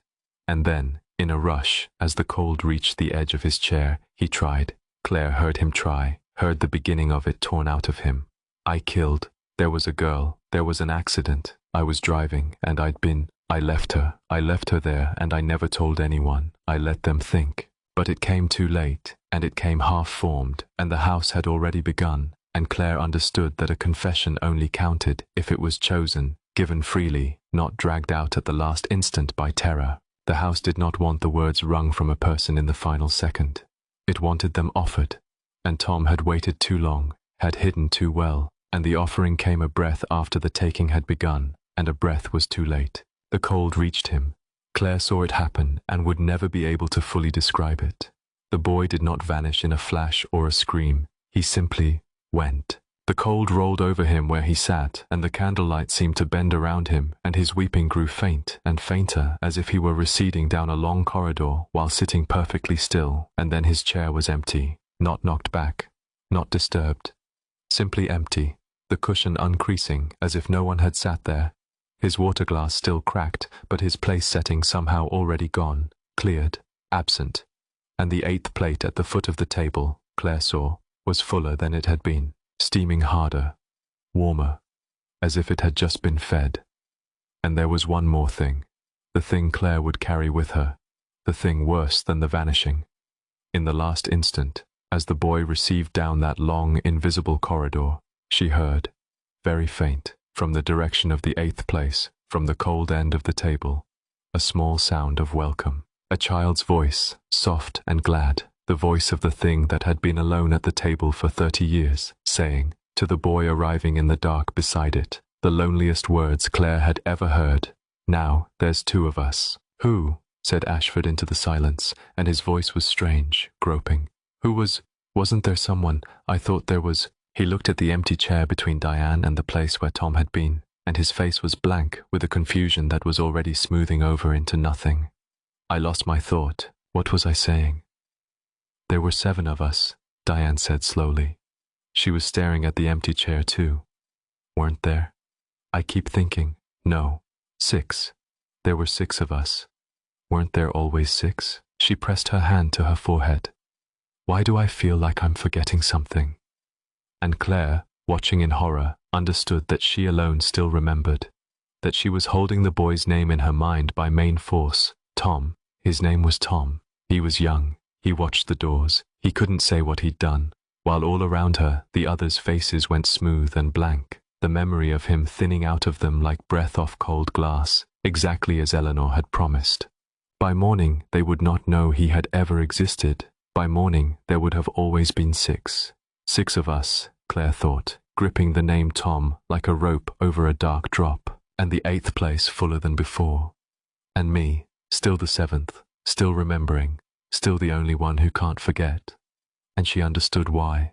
She understood at last what she was. The others forgot because forgetting was the family's gift and its curse. But Claire could not forget, could not stop remembering the boy, could not stop holding his name, because Claire was the one who had spent 30 years being forgotten. She was the half that had been erased and had grown up anyway, nameless, belonging nowhere, aching for a completeness she couldn't name. She could not forget the taken, because she was the taken. And that was the thing that made her, of all of them, the one who might save her sister, and the thing that made her, of all of them, the one the house wanted most. Section 5. In the morning, there were 6 of them, and only Claire knew there should have been 7. She came down to a breakfast no one ate and watched them at the long table. Ashford, Diane, the 2 Hallorans, Margaret herself, and she counted them again, and the number would not stop being wrong. 6. There had been 7. There had been a boy named Tom, young and frightened, who watched the doors and could not say what he'd done, and Claire held his name in her mind, and it was already growing slippery, already trying to slide out of her grip, and she had to keep saying it to herself. Tom, Tom, his name was Tom, the way you keep saying a phone number until you can write it down. Except there was nothing to write it on. Except the house did not permit writing things down. She had tried, in the night, to write his name on the fog of her window with her finger, and the fog had refused to hold the letters, had smoothed itself blank the moment she lifted her hand. The others did not remember him at all. Ashford ate his eggs. Diane drank her coffee and read, over and over, the single sheet of Eleanor's written instructions that Corvin had left, frowning as if she could not quite make the words behave. The Hallorans sat close together, and there was something different about them this morning, something resolved, as if the boys' taking had settled a question between them. And Margaret watched Claire, always Claire, with her wet ancient eyes, and once, when the others were not looking, she mouthed across the table, "You still remember him. Good. Someone should. Hold on to it, child. Holding on is the whole of the fight." Claire tried once to make them remember. She could not help it. It seemed monstrous to let the boy be erased without a fight. "There was a seventh person," she said, into the silence of the breakfast table. "A young man. Tom. He was here 2 days ago. He was taken last night, at the table. You watched it happen." And she saw the words land on their faces and find no purchase, saw Ashford frown, and Diane's eyes go unfocused, and the Hallorans exchange a blank look, and saw the effort it cost them even to hold the idea for the second she was speaking it, before it slid away like water off glass. "A boy?" Diane said vaguely. "No, I don't. Were we 7? I thought, no, it's gone. Whatever I'm sorry, what were you saying?" And her eyes cleared, and the boy was gone from her entirely, and Claire understood that arguing was useless, that the forgetting was not a fog she could wave away, but a law of the house, absolute, and that she alone was exempt from it, and that her exemption was not a mercy, but a mark. The house did not let her forget, because the house did not think of her as one of the forgetters. It thought of her as one of the forgotten. Claire spent the day looking for the cellar door. It was not where she expected. The house was a maze of the kind old houses become after centuries of additions and alterations, and the obvious doors, the ones under the main stairs, the ones off the kitchen, led only to pantries and boot rooms and cold larders full of the dust of unused things. But Claire had learned, in a life of temporary rooms, how to read a building, how to feel for the spaces behind the spaces, and she followed the cold. The cellar breathed cold up through the house, she'd realized, and if you moved through the rooms with your hand out and your attention open, you could feel where the cold was strongest, could trace it back to its source. It led her, at last, to a door she had walked past a dozen times without seeing, a low door at the end of a back passage, painted the same dark color as the wall, with a hook and eye latch high up on the frame, above the reach of a child. The latch was fastened. Of course it was fastened. Claire stood in front of it, with her hand not quite touching it, and the cold poured out from under the door in a slow, steady exhalation, and she thought about the child shape at the foot of the stairs, and the voice at the table. "Now there's 2 of us." And she thought, "My sister is down there. My sister has been down there for 30 years, and I am the only one left who might remember her name." And she lifted the hook from the eye and opened the door and went down into the cold. The cellar stairs were stone, worn hollow in the center by 200 years of feet, and they went down farther than she expected, down past where the ground should have been, into the deep foundation of the house where the walls were fieldstone, and the air was the still dead cold of a place the sun had never touched. Her phone's light. The phone was useless for anything else, no signal, no world beyond the hill, but the light still worked, through a small trembling circle ahead of her, and by it she saw the cellar open out into a low vaulted space, older than the house above it, older than anything, a stone room that felt less built than found, as if the Vanes had raised their house over a darkness that was already here. And it was cold in the way the 8th place was cold, cold with presence, cold with waiting.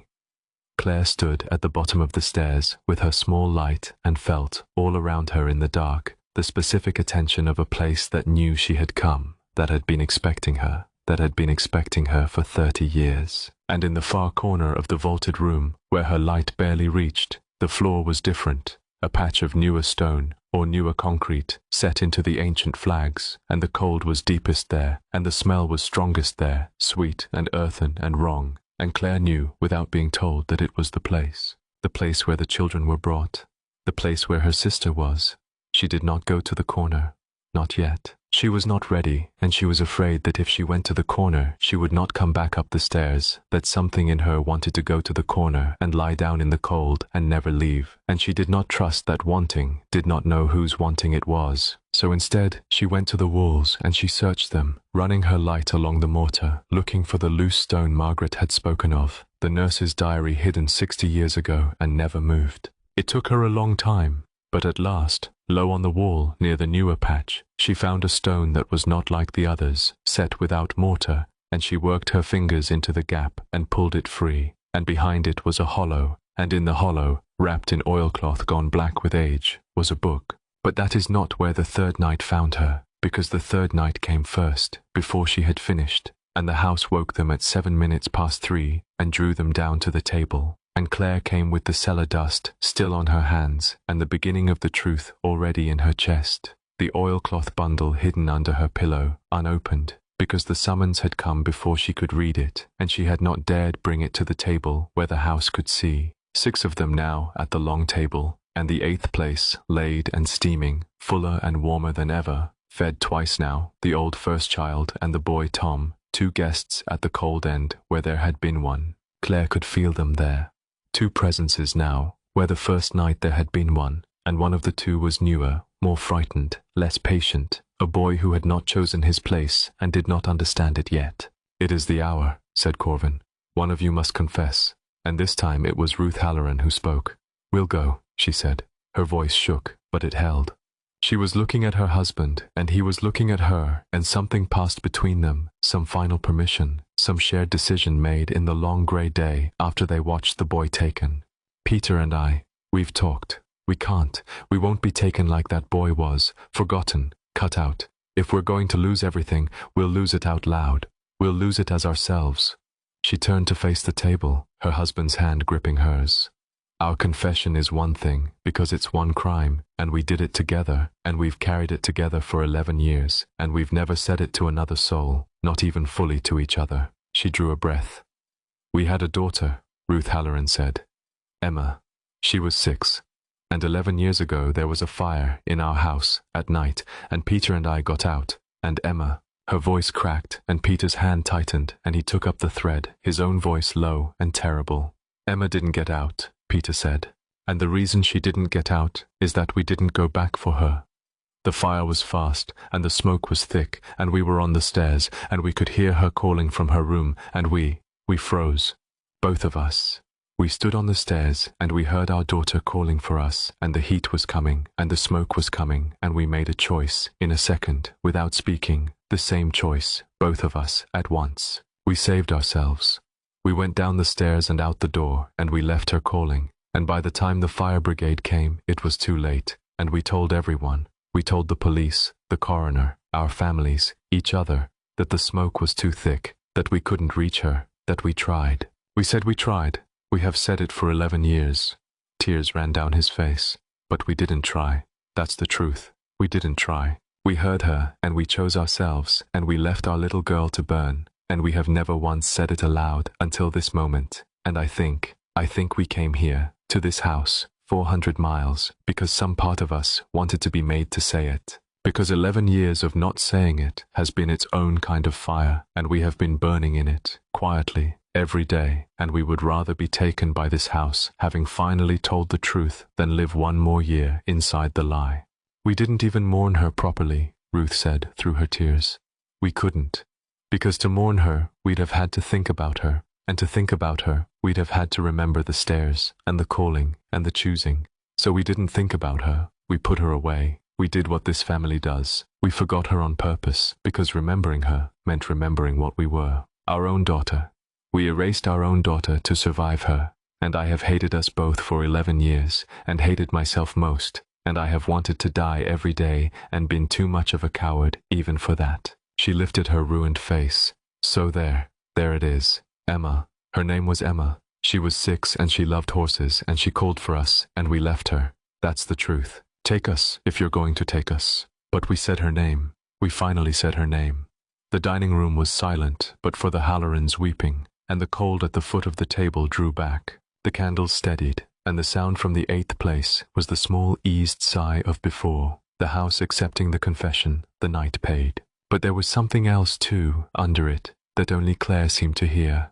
A second small sound, higher, younger, the boy Tom's voice, from the cold, murmuring something that might have been, I know, I did something like that too, I left someone too. the taken recognizing the confessed, the drowned reaching for the drowning, and Claire understood that the eighth place was becoming a congregation of the ones who could not save the people they should have, and that her sister had been presiding over that congregation, alone, for 30 years.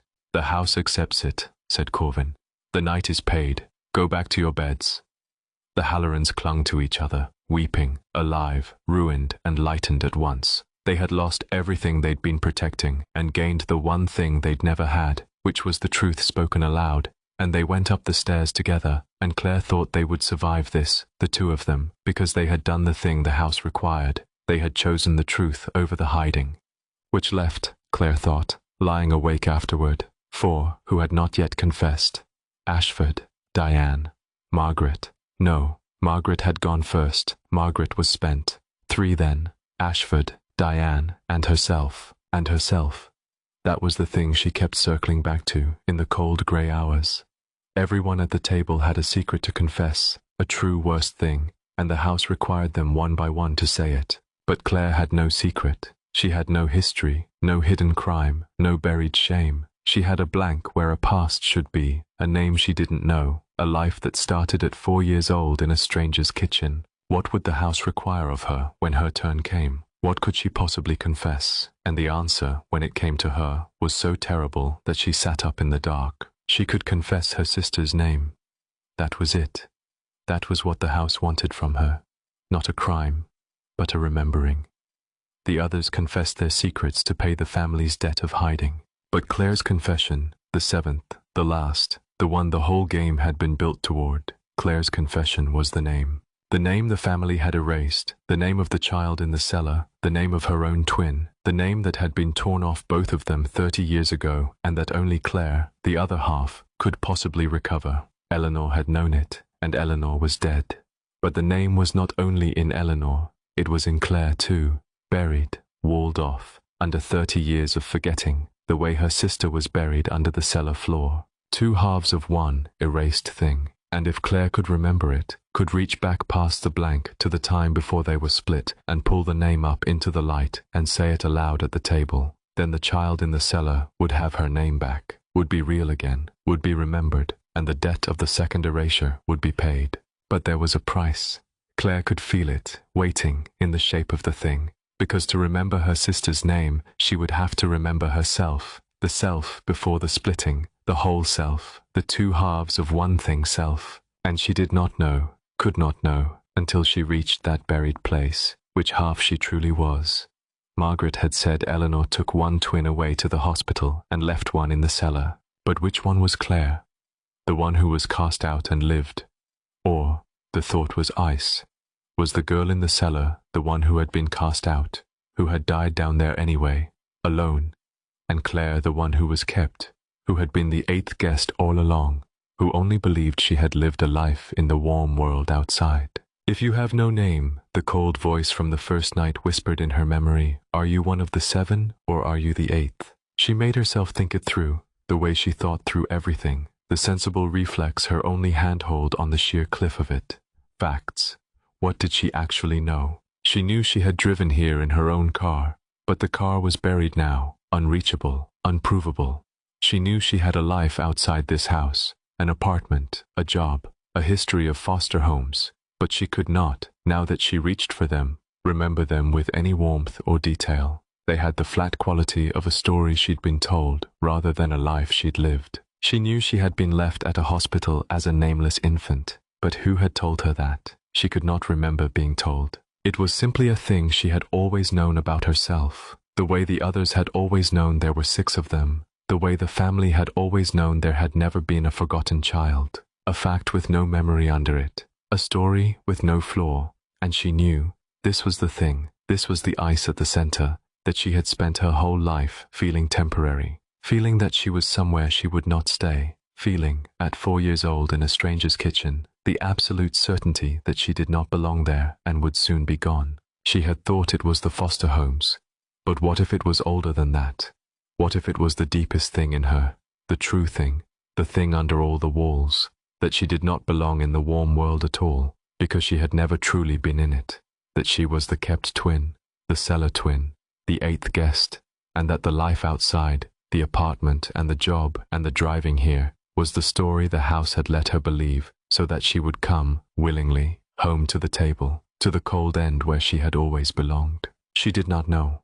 That was the horror the house had built for her, more exquisite than any it had built for the others. They knew their crimes, and only had to speak them. Claire did not even know which side of the table she was on, and the only way to find out, the only way to learn whether she was the 7th guest or the 8th, was to go down into the cellar, to the corner, to the newer stone, and remember, to pull up the name, and to discover, when she pulled it, whether it was her sister's name she was speaking into the light, or her own.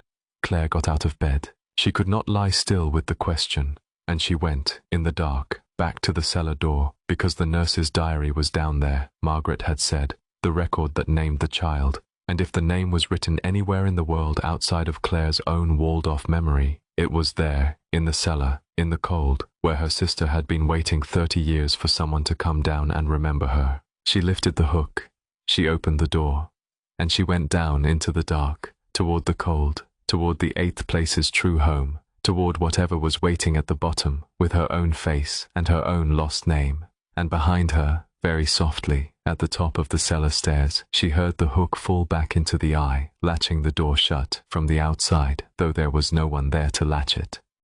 Section 6. The door latched behind her, and Claire was alone in the cellar with her small light and the cold and the thing in the corner, and she did not scream, because screaming would not help, and because some part of her had known the door would lock, had perhaps wanted it to, had come down here precisely so that there would be no going back until she knew. For a moment, she simply sat with the fact of it, sealed in, underground, in a stone room older than the house, with a presence in the corner and a locked door at her back, and no one alive who would remember to come looking, because the others could barely remember she was there when she stood in front of them. If the house took her now, tonight, in this cellar, there would be no ripple. Diane would frown at an empty chair, Ashford would lose a thought, and Claire Bishop, who had belonged nowhere and to no one her whole life, would simply stop having been, and the world would close over the space where she'd been like water over a dropped stone, and that would be all. She had spent 34 years being almost no one. It would take the house very little to finish the job, but she had come down here for a reason, and the reason was stronger than the fear. So she sat down on the bottom stair, as far from the newer stone in the corner as the small room allowed, and she took the oilcloth bundle from under her arm. She had brought it down again, the nurse's diary, retrieved from under her pillow, and she unwrapped it with cold and shaking hands, and she opened it, and she read by the trembling light of a phone that connected to nothing. The diary was old, older than 30 years. The earlier pages were brittle and brown, a different hand, a different century, and Claire understood that it had been kept by more than one nurse across the generations, passed down or found and continued, a secret record of the house's secret history, the one true account the family had never managed to destroy. She turned to the oldest entries first, and there, in faded copperplate, was the first child, the one Margaret had confessed, 100 years gone, a boy this time, an inconvenient heir, brought down to the cellar at 3 by his own father and uncles, and the nurse who wrote it had been made to help, and had written it down afterward in horror, and hidden it, and had named the child so that someone, some day, would know. Claire read the name. She would not forget it. She made herself hold it beside Tom's name, 2 names now, 2 of the erased, held against the house's law by the one person it could not make forget. She turned the pages forward, through the decades, through other entries in other hands. The family's crime was not a single event, but a practice, she saw, a thing they did whenever a child was inconvenient, a marriage threatened, an inheritance complicated, not often, once a generation perhaps, but enough. Enough to fill a hidden diary with small names and the same terrible hour, 3 again and again, the family bringing its unwanted down to the cold and coming up without them and forgetting by spring. And the diary recorded something else in the trembling hands of the nurses who had written it, the way the house changed over the generations as it fed. The first entries spoke of a cellar that was merely cold, merely sad, a place where a terrible thing had happened once. But as the names accumulated, as child after child was brought down and forgotten, the nurses began to write of something waking in the house, of clocks that stopped at the hour of the crimes and would not be reset, of doors that locked themselves, of a cold at the foot of the dinner table, an eighth place that no one remembered setting. The house had not been haunted at first, Claire understood. The house had become haunted, slowly, over a century, as the family fed it forgotten children, as if the forgetting itself were the thing that gave the dead their terrible strength, as if a child who was merely dead could rest, but a child who was dead and erased, unmourned, unnamed, cut out of every photograph, could not rest, could only wait, growing colder and stronger and more patient in the dark, gathering at the eighth place, keeping count. And then she reached the last entry, 30 years old, in the most recent hand, and she read it, and the cellar seemed to close around her. I write this because someone must, the last nurse had written, and because I will not be here much longer. Mrs. Vane is sending me away, paying me to forget, and I will take the money because I am afraid, but I will not forget, and I will leave this where the others left theirs, in the wall, for whoever comes. There were 2 of them, twin girls, 3 years old, the daughters of Miss Eleanor's girl. I cared for them from birth. They were the brightest, sweetest children. You could not tell them apart by looking, but I could tell them by their natures. One was bold, and one was quiet. One laughed, and one watched. And the family decided, as this family decides, that the children were an obstacle, a scandal, an inheritance, the usual reasons. The reasons are always the same, and always nothing beside the weight of a child. They meant to take them both, down to the cellar at the hour, but Mrs. Vane, old Eleanor, could not bear it. She had lived her whole life in this house with the first ghost, the boy in the corner. She would not make 2 more. So she struck a bargain with her own family, a bargain I helped arrange, God forgive me. 1 child would satisfy the debt, 1 would be taken down at the hour, in the old way, and the other, Mrs. Vane, would carry away herself, that same night, to a hospital far off, and leave with no name and no paper, so that at least 1 child might live in the world. And here is the thing I must write, the thing that is the whole reason for this diary, the thing no one living knows but me. They could not tell them apart. On the night, in the dark, at the hour, when they came to take the one and Mrs. Vane came to save the other, they could not tell which was which. The children clung together. They were identical. And in the dark, and the crying, and the terrible haste, no one, not the family, not Mrs. Vane, not I, could say with certainty which child was carried down to the cellar and which was carried away to the hospital. Mrs. Vane took one and left one, and to her dying day she did not know, could not know, whether she had saved the bold one or the quiet one, whether the child she left in the world was the child she meant to save or the other. She only knew she had saved one, and she spent 30 years not knowing which of her granddaughters she had condemned and which she had spared, and I believe it was that, not the crime itself, but the not knowing, that made her the way she became. So, if you are reading this, if you are the one who was carried away, come back at last to this house, then know that you may be either of them, the saved or the spared. And know that your sister is still here, in the corner, in the cold, and that she has been here 30 years, and that she has never known which one she is either.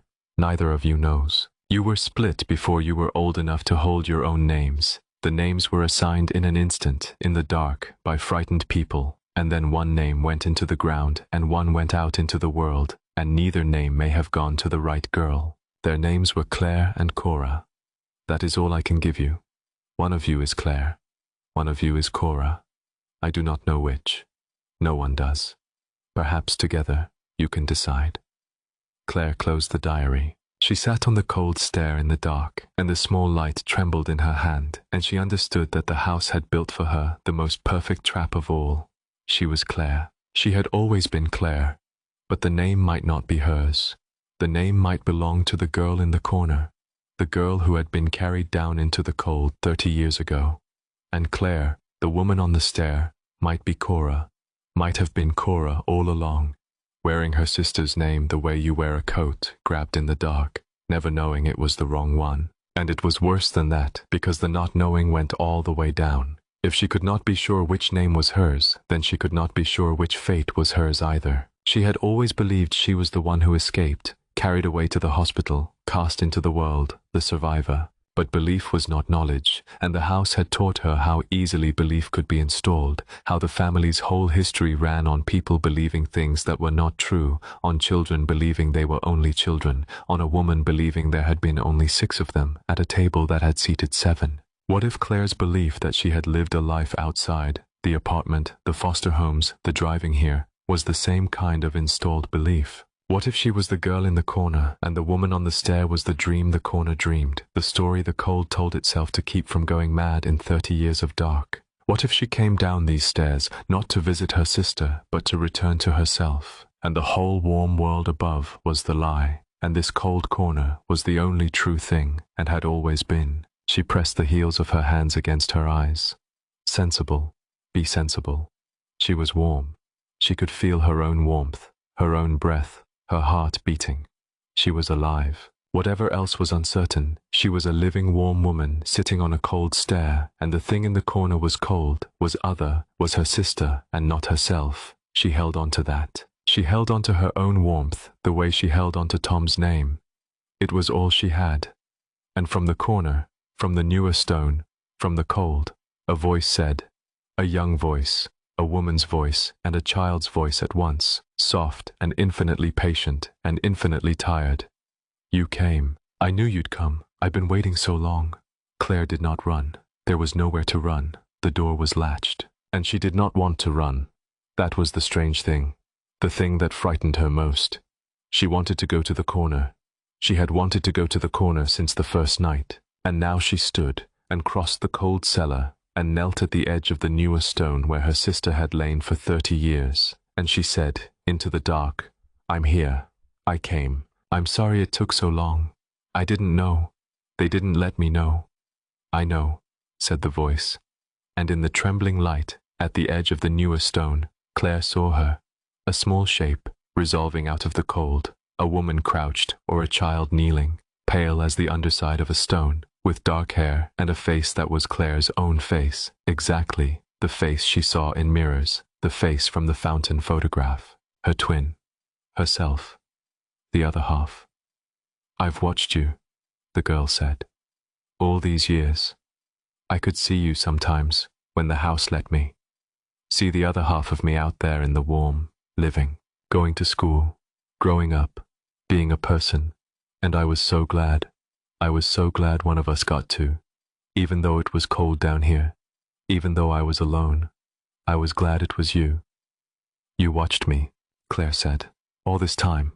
You were never really alone, her sister said, even when you felt it. That feeling you had it, didn't you, all your life, the feeling that something was missing, that there was a person-shaped hole beside you, that you were only half of something. That was me. That was you feeling me. We were born together, Claire. Two hearts in the one dark place before we were even born. You can't cut that with scissors or bury it under a stone. I was always there at the edge of you, the missing half, every empty room, every bed you slept on one side of. That was me. I'm sorry. I never wanted to be a sadness to you. I couldn't help being there. We were one thing. And Claire remembered. Not with her mind. The wall still held her mind. But with her body. The way you remember a language you spoke as an infant, a thing under words. She remembered being small and never alone. She remembered a second heartbeat, a second breath in the dark, a face exactly like her own turned toward her on a pillow. She remembered laughing with someone who laughed the same laugh. She remembered, 3 years old, before the dark, being whole, being two, being a thing that had never once had to be lonely because it had never once been alone. And she remembered, worst of all, the moment it ended. The dark, the hands, the crying, the being pulled apart, one carried up and one carried down, and the terrible incompleteness that had rushed in to fill the space where her sister had been, the incompleteness she had carried for 30 years and called by other names, restlessness, rootlessness, the inability to stay, never knowing it had only ever been one thing, grief, grief for the half of herself they took in the dark. But which one is which? Claire whispered. The diary says, it says they couldn't tell. It says I might be Cora. It says you might be Claire. It says neither of us knows. The girl in the corner was quiet for a moment, and then she said the thing that Claire would carry for the rest of whatever life she had left. Does it matter? We were one thing before they split us. One name would have done for both of us, really. It was them who needed two names, so they could keep one and throw one away. But we never needed the names. We knew who we were. We were us. We were each other. The pale face lifted, and the dark eyes, Claire's eyes, were full of a love that 30 years of cold had not frozen. I don't want your name, Claire, or Cora, whichever I am. I never wanted to take anything from you. That's not why I've been waiting. Then why, Claire said, weeping now. Why have you been waiting? What do you want? And her sister told her. I want you to remember me, she said. That's all. That's the whole of it. Eleanor's game, the confessions, the debt. It's all just to get you here, to this corner, so that someone who loves me can finally know my name and say it and remember that I was real. I've been forgotten for 30 years, Claire. Not dead, forgotten, which is worse, which is the coldest thing. No one alive knows I existed. My own mother forgot me. The family cut me out of the pictures. I have been nobody, nothing, a hole where a person was, for 30 years in the dark. And all I want, all I have ever wanted, is for one person to remember that there were two of us, that I was here, that I was real, that I was your sister and you were mine and we were happy once for 3 years before the dark. She paused, and when she spoke again, her voice was smaller, more like the child she had been when the dark took her. Do you know what the worst part was? Not the cold, not even the being alone. The worst part was watching myself disappear. In the beginning, when I was first down here, I still had it. I still knew who I was. I still had our birthday and our mother's face and the games we played on the stairs and the way you laughed. I held on to all of it. But every year the family forgot a little more of me up there, and every year they forgot, I lost a little more of myself down here, because I was only real as long as someone remembered I was real. They cut me out of a picture and I forgot my own 6th birthday, the one I never got to have. My mother said my name for the last time and then never again, and I forgot the sound of it. Piece by piece, for 30 years, I have been unmade, the way you unknit a sweater, one row at a time, and soon there would have been nothing left, no me at all, just cold in the shape of a girl. You came just in time, Claire. A few more years, and there'd have been no one here for you to remember. The pale hand reached toward her, not to grab, only to be near. Remember me, say my name, say either name, they were both ours. And I can go. I've been ready to go for 30 years. I just couldn't go while no one alive remembered I was ever born. That's what holds me here. Not the family, not the debt, just the forgetting. Remember me, and the forgetting ends, and I can finally be warm. Claire knelt in the cold and looked at her sister's face, her own face, and understood that this was the true confession the house had been building toward. Not a crime, not a shame, but a name, a memory. A sister pulled back out of the dark into the light of being known, and she opened her mouth to say it, to say both names, to remember her sister into peace. And upstairs, through the latched door, through the stone, the clocks began to chime 7 minutes past 3, and the house woke its remaining guests and called them to the table, and Claire's own body seized, and began, against her will, dragging her up off her knees, to climb the cellar stairs toward the summons, away from her sister, away from the corner, toward the 4th night and whatever it would take. Go, her sister called after her from the cold. Go, they need you, the night has to be paid. But come back, please come back. You're the only one who ever came back. Don't let them make you forget me again. Section 7. The house dragged her up the cellar stairs, and the latched door opened for her as she reached it. Opened by nothing, swinging wide to let her out, because the house wanted her at the table now and got what it wanted. And Claire stumbled through into the passage and let her body carry her toward the dining room, and behind her the cellar door swung shut again, and the hook fell into the eye, sealing her sister back into the dark. She reached the table with cellar dust on her knees, and the nurse's diary's revelations burning in her, and she took her place, and she counted. She could still hear her sister's voice behind her, below her, muffled by stone and distance. Don't let them make you forget me again. And it was the hardest thing she had ever done, to walk away from that voice, to let her own body carry her up out of the cellar and away from the one person in all the world who was truly, biologically, wholly hers. She had spent 34 years alone, and she had just found the antidote to that aloneness, sitting in a cold corner under a stone, and the house had torn her away from it and dragged her back to a table full of strangers who couldn't even remember how many of them there were.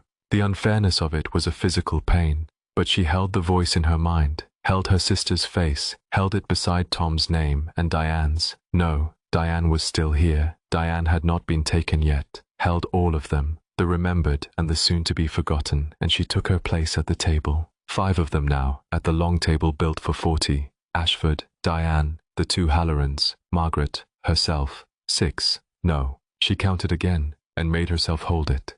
6 living, but the count kept trying to slide to 5, because the house was already working on one of them, already loosening someone's grip on the world. She looked around the candlelit table and understood, with a cold that had nothing to do with the room, that the forgetting had begun again before the taking, that somewhere in the last day the house had marked its next, and that the others' eyes were already sliding past one chair without quite landing on it. The Hallorans.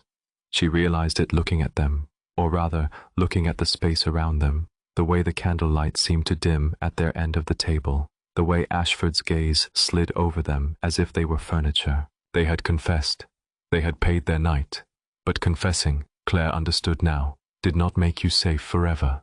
It only paid the one night. And the Hallorans had given up the great secret that had defined them, had spoken their daughter's name and their own cowardice aloud, and having given it up they were, lighter, yes, but also emptier, hollowed out, as if the secret had been the thing holding them in the world, and without it they were already half gone. They sat close together, holding hands, their faces peaceful and vacant, and Claire thought, they're not fighting anymore. They gave the house what it wanted, and now they don't have anything left to hold on to.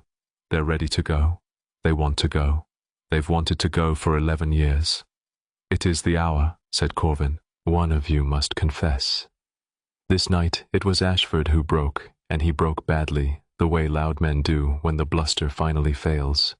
He had held out the longest of any of them, through the standoff, through the cold creeping up the table, through the candles beginning to gutter, held out on pure stubbornness, on the lifelong habit of a man who had never once admitted he was wrong about anything. But the cold reached his end of the table, and the 8th place drew its slow breath, and Claire watched the exact moment his will broke, watched the fear finally grow larger than the pride, and it was not dignified, and she pitied him, because she understood that his whole life had been built on never having to feel what he was about to feel. All right, he said, and his voice cracked down the middle. All right, you want it. You want the... Fine, I'll give it to you. Just stop looking at me, all of you, stop looking. He was sweating in the cold, his florid face gone grey, his hands shaking on the table. I'm not a good man, I know that. I've always known that. I built. Everything I have, I built it on other people's ruin. That's business, I told myself. That's just how it's done. Everyone does it. But there was one. There was a family. The Merrows. Small people. Nobodies. They had a little house on a piece of land I wanted for a development, and they wouldn't sell, and I... He stopped, breathing hard. I ruined them, deliberately. I had their business destroyed. I knew people. I called in favors. I had their credit poisoned, and their suppliers turned, and their name dragged through every kind of filth until they lost everything, the business, the house, all of it. And I bought the land for nothing at the auction when the bank took it. And the man, Merrow, he couldn't bear it. He'd built that business for 30 years, and I unmade it in 6 months for a parking structure, and he killed himself. In the empty house, before the bank could even change the locks. And I knew when I heard, that it was me, that I'd done it, that a man was dead because I wanted a piece of land, and I went ahead and built the development anyway, and I named it after myself, and I have never told a single living soul, and I have slept fine every night for 12 years, because I taught myself not to think about it. His voice broke completely. But I think about it now, in this house, at this table. I think about him in that empty house. His name was Daniel Merrow. He had a wife, and he had children, and I don't even know what happened to them. I never once wondered. I built my parking structure, and I forgot they existed. That's what I do. That's what this family does, isn't it? You told me, the voice told me, we forget the ones we ruin. I forgot Daniel Merrow the way you'd forget a receipt. I did it. I killed him. Not with my hands, but I killed him, for a parking structure, and then I erased him. That's the truth. That's the worst thing. God help me. That's the truth. Daniel Merrow. There. I remembered his name. I finally remembered his name. The silence held. And then the cold at the foot of the table drew back, and the candles steadied, and Corvin bowed his head. The house accepts it. The night is paid. Ashford sagged in his chair, weeping, ruined. The bluster gone forever. A hollow, frightened old man, where a loud, confident one had sat, but alive and lighter, and Claire saw that he too had given up the thing that held him, and that he too was now half gone, emptied, ready in a way he had not been before. And Claire understood something then that chilled her more than any of the takings, that the house did not need to force the confessed to the cold end of the table. They would go on their own. Once you had spoken the worst thing, the thing you'd built your whole self around hiding, there was a strange, terrible lightness to it. Claire could see it in Ashford's face, in the Halloran's peaceful vacancy, the lightness of a person who no longer has anything left to protect, and therefore no longer has any reason to hold on. The secret had been the ballast. It had been the thing that kept them anchored, fighting, alive, the terrible weight they'd carried that had also, paradoxically, kept them standing. And now it was gone, spoken, spent, and they were light. And lightness, in this house, meant you drifted toward the cold. The house did not consume the ones who confessed. It simply waited. And they came to it, in the end, emptied and peaceful and ready, the way the Hallorans were already coming, the way Ashford would come, hollowed out by the very truth that had spared them. Only Claire, who had no secret to confess, had nothing to give up, nothing to hollow her out, and only Claire, therefore, would be left at the end, full, remembering, alone, to face the 8th place and the choice. But the night was not finished, because the house had accepted Ashford's confession, and the night was paid, and no one should have been taken, and yet the cold did not fully retreat. It drew back from Ashford, satisfied, but it lingered at the table, and it turned. Claire felt it turn, felt the vast cold attention swing like a slow eye, toward Diane. No, Diane said. She had gone very still. No, he confessed. The night's paid. You said the night's paid. The night is paid, Corvin agreed, from the shadows.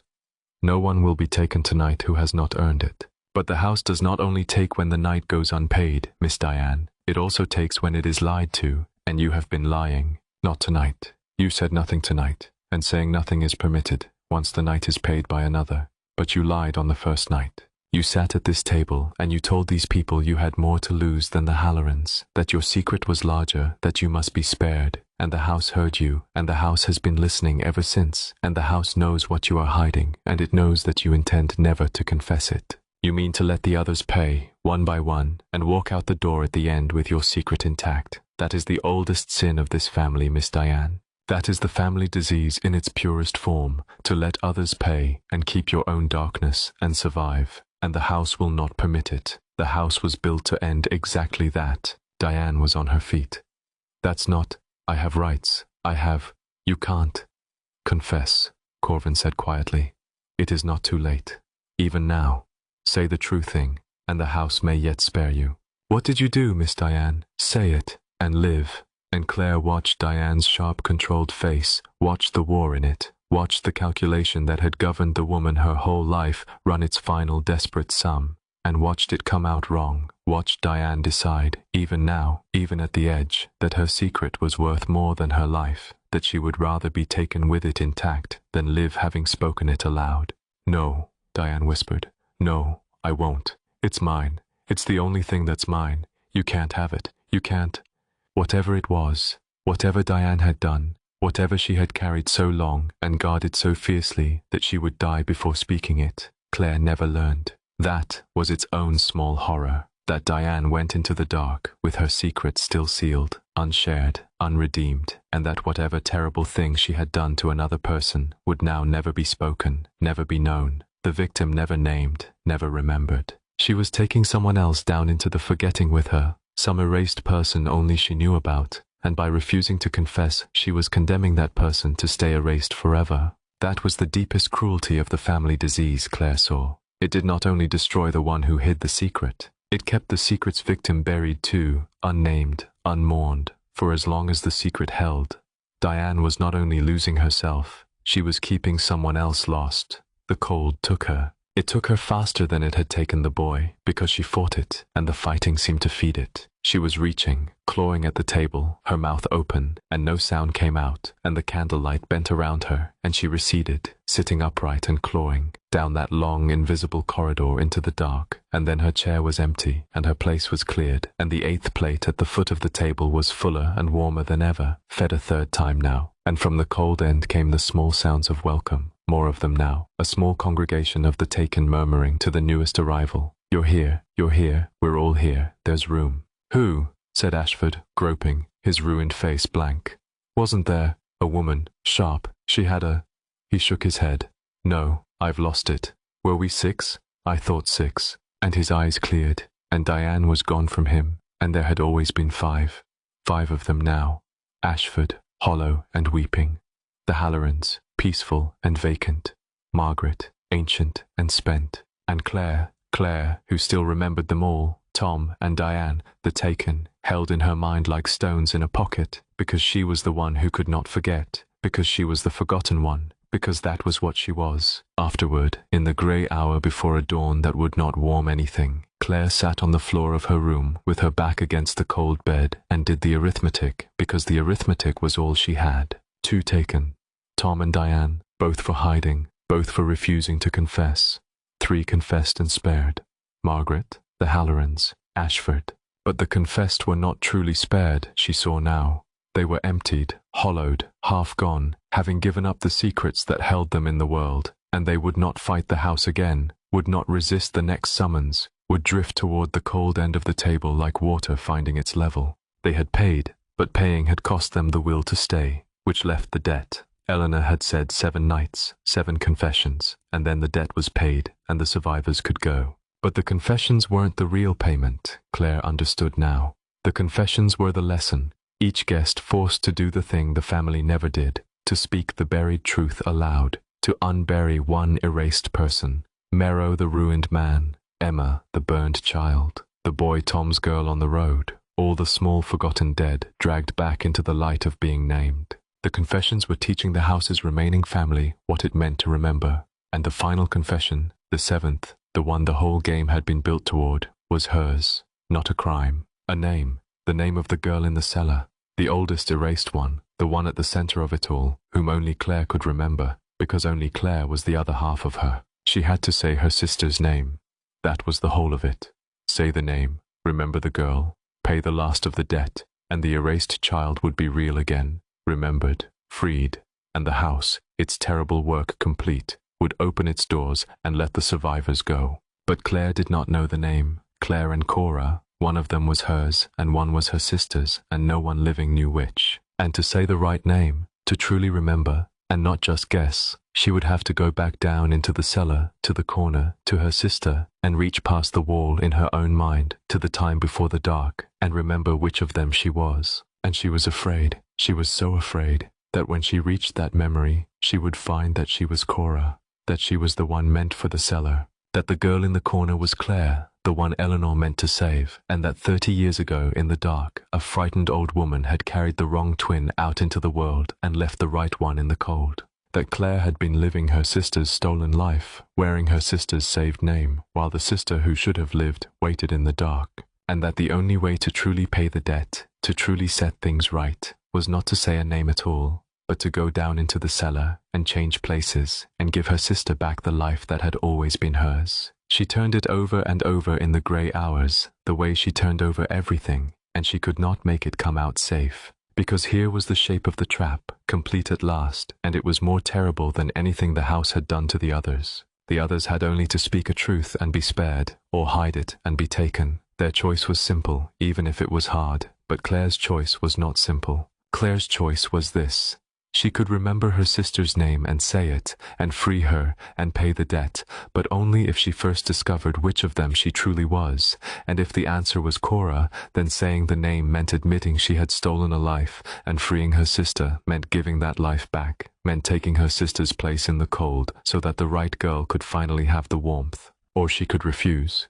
She could keep the not knowing, keep the name that might not be hers, walk out of the house at the end with her stolen life intact, and be exactly what Diane had been, exactly what the whole family had always been, the one who lets another pay and keeps her own darkness and survives. The family disease, to keep your life by leaving someone else in the dark. And Claire understood, sitting on the cold floor as the grey light came up, that this was the true reason Eleanor had built the whole terrible game. Not for the others. The others were the lesson, the demonstration, the 7 nights of teaching. The game was for Claire. Eleanor had spent 30 years unable to forgive herself for splitting 2 children in the dark and never knowing which she saved, and she had built this house-shaped trap, this 7-guest table, This whole architecture of confession and forgetting, for one purpose, to bring the lost twin home and give her the choice the family had never given anyone.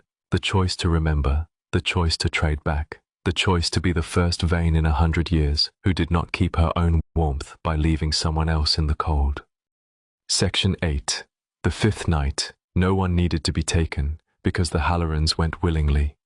They had spent the day sitting together in the drawing room, holding hands, saying almost nothing, their faces wearing the peaceful vacancy Claire had come to recognize as the look of the emptied, the confessed, the lightened, the ones who had given up the secret that anchored them and had nothing left to hold. And when the house woke them all at 3 and drew them down to the table, the Hallorans came not stumbling and afraid like the others, but calm, almost glad, and they took their places. And when Corvin said, "It is the hour, one of you must confess," Ruth Halloran smiled. "We don't have anything left to confess," she said. "We gave it to you already, our girl, Emma. We said her name, and do you know, since we said it, we've been able to think about her, really think about her. For 11 years we couldn't, because thinking about her meant the stairs and the fire and the choosing. But now that we've said the worst of it out loud, the rest of her has come back to us. Her laugh, the way she loved horses, the gap in her teeth. We've spent all day remembering our daughter, Peter and I, really remembering her, for the first time since she died. Her eyes were wet, but her voice was steady and full of something that was almost peace. And we're tired. We've been tired for 11 years. We came here for money, and we found this, and I think we're ready to stop now. We'd like to be with her, if there's any chance of it. Even in the cold, even like this. She's been alone 11 years, our Emma, wherever the forgotten go, and we left her alone once, and we won't do it again." "Ruth," Claire said. She couldn't help it. "No, don't. You don't have to. You confessed. You're free. You can leave. Leave and go where?" Peter Halloran said gently. "Back to a life we built on leaving her? No.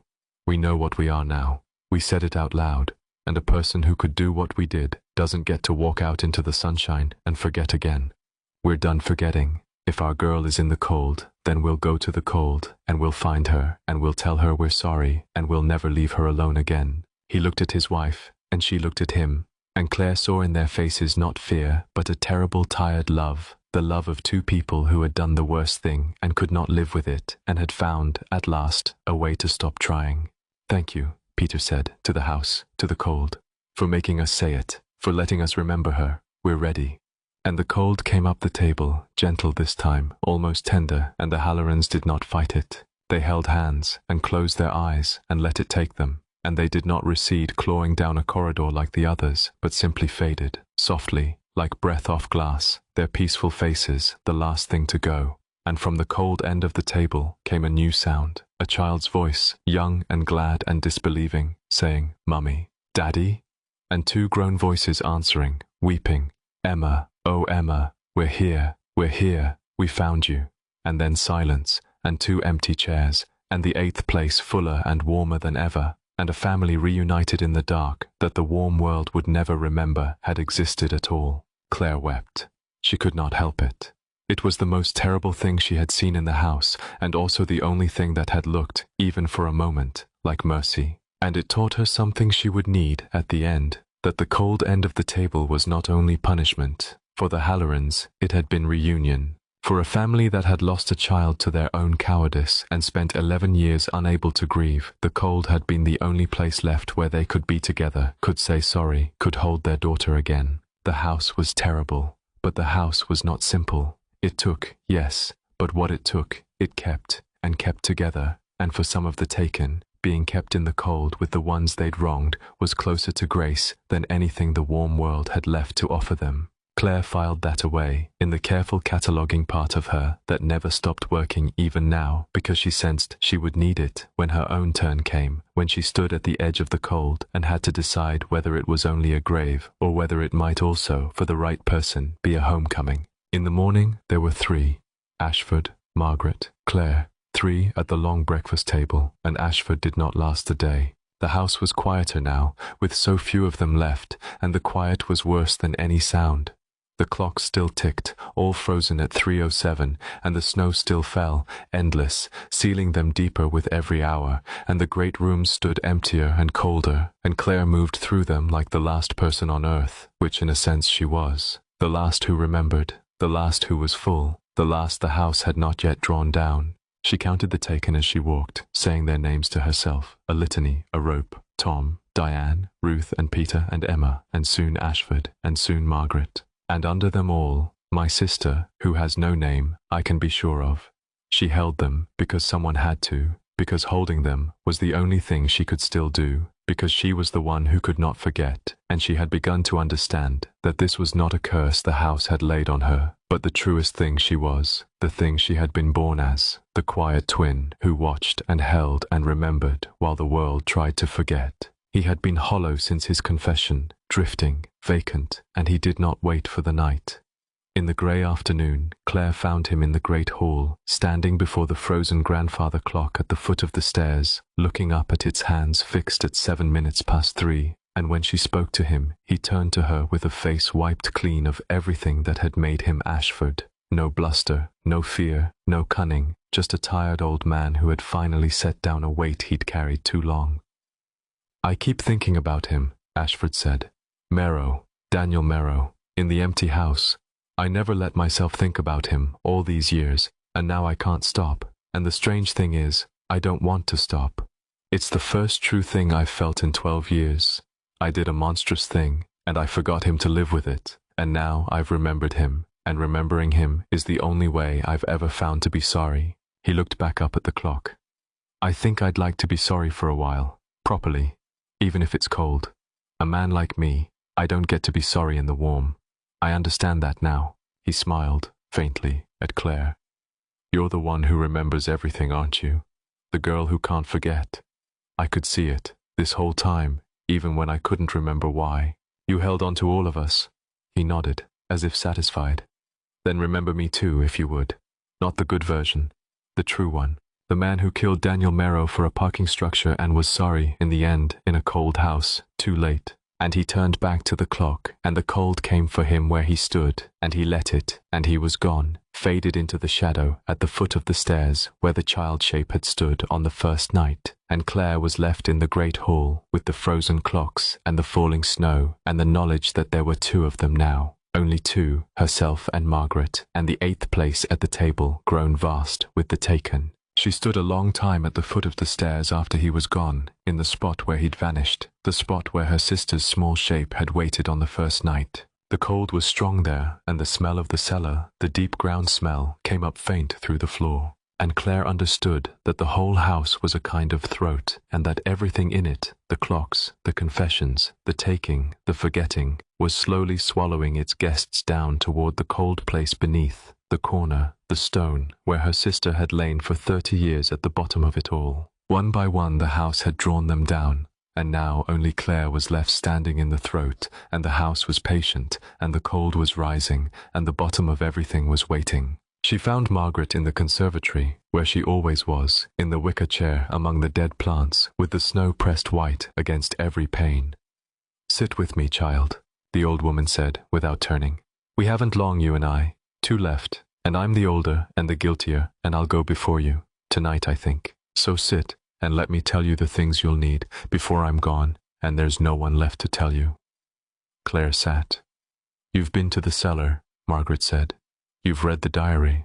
You know about the twins, and the not knowing, and the names, Claire and Cora, one of them yours, and one your sister's, and no one living certain which."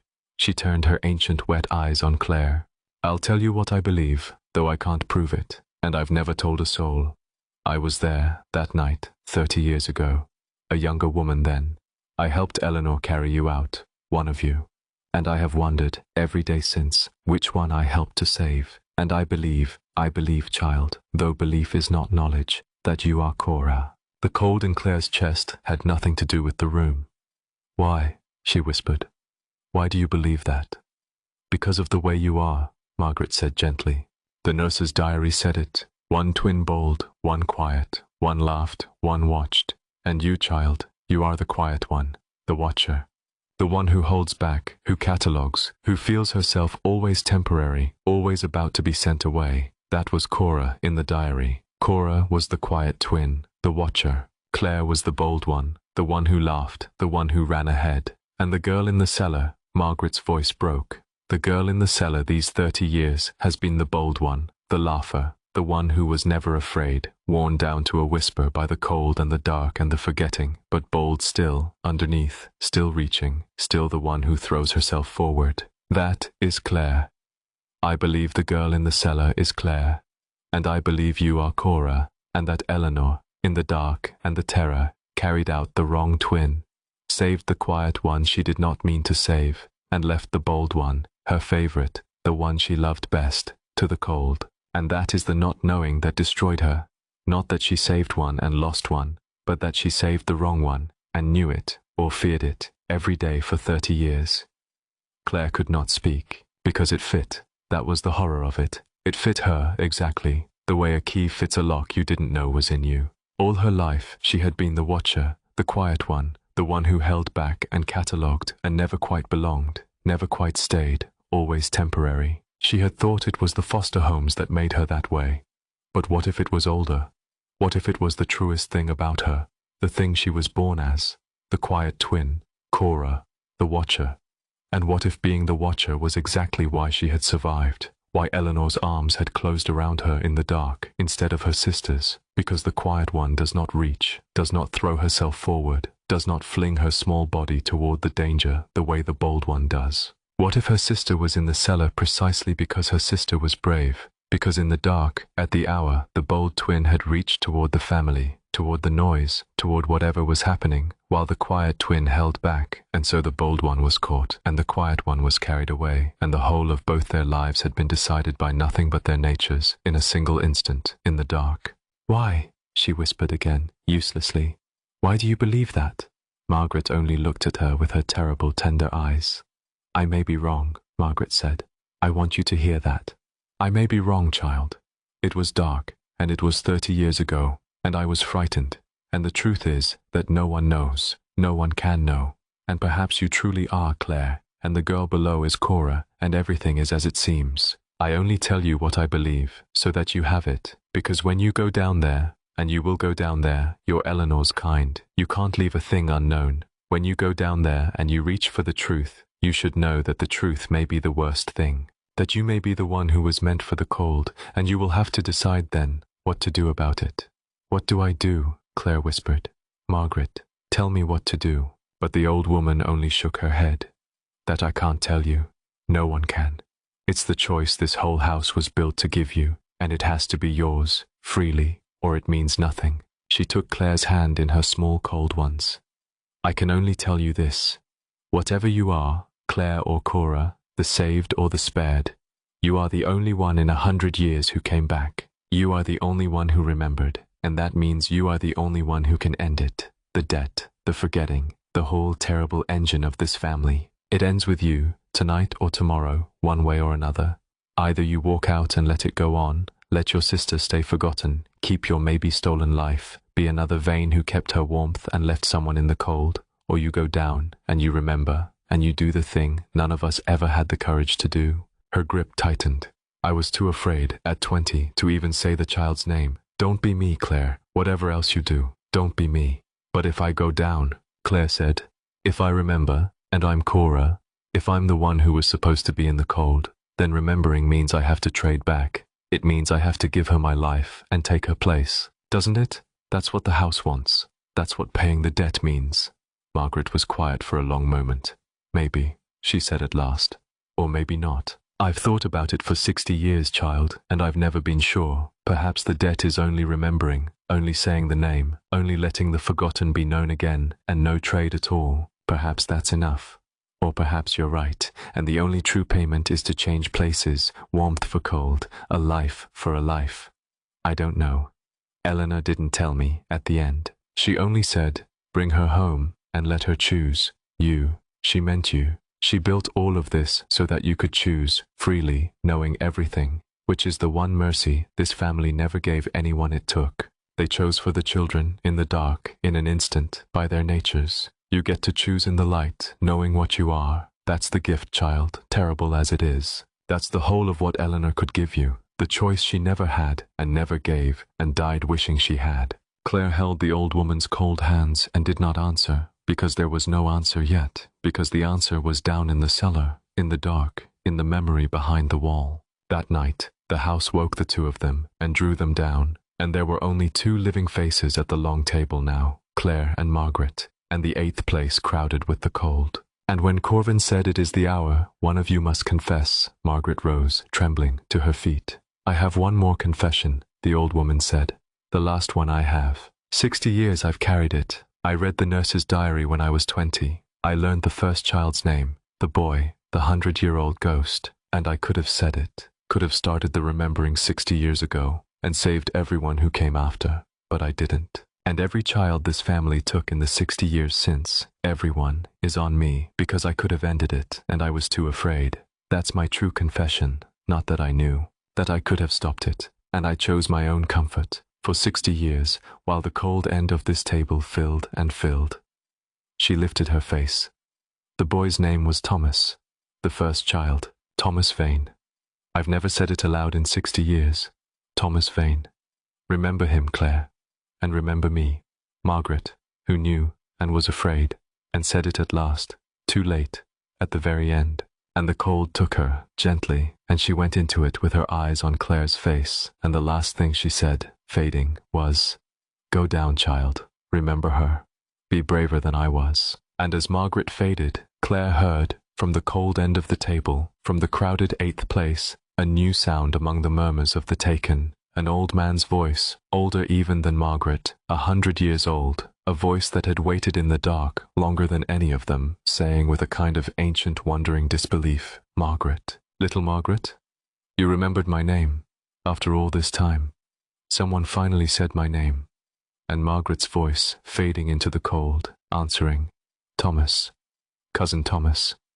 I'm sorry. I'm sorry it took me 60 years. I'm here now.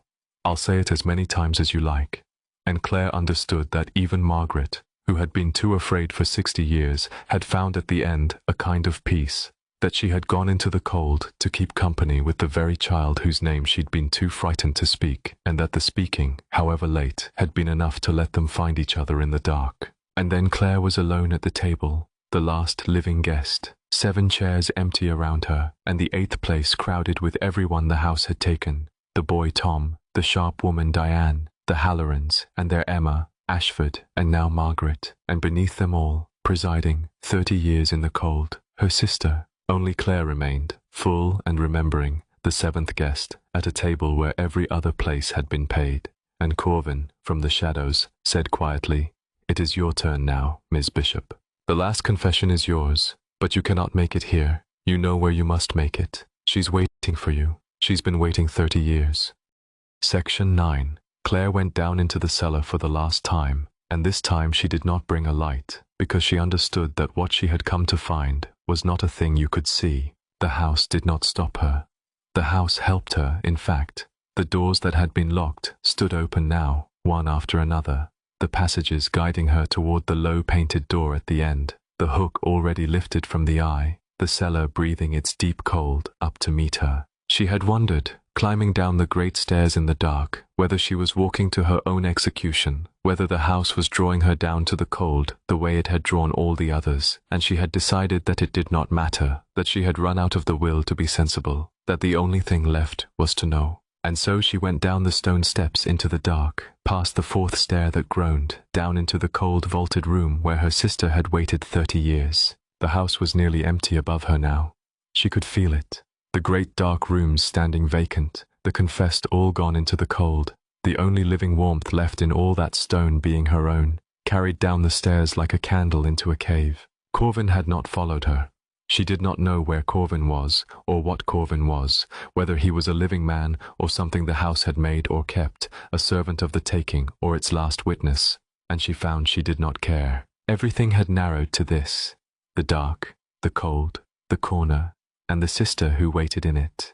34 years of Claire's life, all of it, had been narrowing to this without her knowing. Every temporary room and every failed connection, and every lonely mile a step down these stairs toward the one person who had always, from before she was born, been hers. She crossed to the corner, to the newer stone, and she knelt, and she said into the dark, "I've come to remember. Help me. I can't do it alone. I never could do anything alone. That was always the difference between us, wasn't it? You were the one who could. Help me remember which of us I am." And her sister came out of the cold to meet her, and this time she did not resolve into a shape at the edge of sight, but simply arrived, close, present, kneeling opposite Claire at the edge of the stone with her own face inches away in the dark, and she took Claire's hands in hers, cold, so cold, but real, small fingers Claire had held before, in another dark, 30 years ago, and she said, "You don't have to do it alone. That's the whole point. We do it together. We were always meant to do it together. Close your eyes, hold my hands, and go back with me, all the way back, to the night. I've never been able to go back alone either. I've been standing at the edge of it for 30 years, afraid to look, but I think if we look together, we can both finally see." Claire closed her eyes. She held her sister's cold hands, and together, two halves of one thing, they went back through the wall, into the dark, to the night that had split them. It came slowly at first, and then all at once, the way the deepest memories do. The bedroom, the one bed, the two of them tangled in it, 3 years old, warm, asleep, safe, the last safe moment, the last warm moment, the two of them breathing the same rhythm in the dark. Claire felt it with her whole body, the memory rising up not as pictures, but as sensation, the warmth of another small body against hers, the smell of her sister's hair, the particular safety of never being alone, of always having a second heartbeat an inch away in the dark. She had spent 30 years chasing that feeling and never finding it, in beds she slept on one side of, in rooms that never felt full, and here it was, the original of it, the thing all her loneliness had been a copy of. 2 little girls in one bed, whole, complete, unafraid, because neither of them had ever once had to be alone. And then the door opening, the light from the hall, the voices, low and urgent and frightened, their mother and Eleanor and the men of the family, the uncles, the grandfather, and under the voices a terrible purpose, a decision already made, coming down the hall toward the children's room. And the 2 little girls waking, feeling the wrongness the way small children feel weather, sitting up in the bed, reaching for each other in the dark. Claire felt the fear of it, the pure animal fear of a 3-year-old who does not understand what is happening, but understands that it is bad, that the grown-ups are frightened, that the safe warm dark has become something else. And she felt her sister's hand find hers in that dark and grip it, and she felt, this was the thing, this was the memory the wall had hidden. She felt her sister move, and here the memory forked, because there had been 2 of them, and each had seen it from her own eyes, and now, holding hands across 30 years, 2 halves rejoined, they saw it from both at once, the whole of it, complete for the first time. They came into the room, the uncle first, and behind him the grandfather, and behind them Eleanor, weeping, and behind her their mother, who would not look, who stood in the doorway with her face turned away, because she had agreed to this and could not bear to watch it.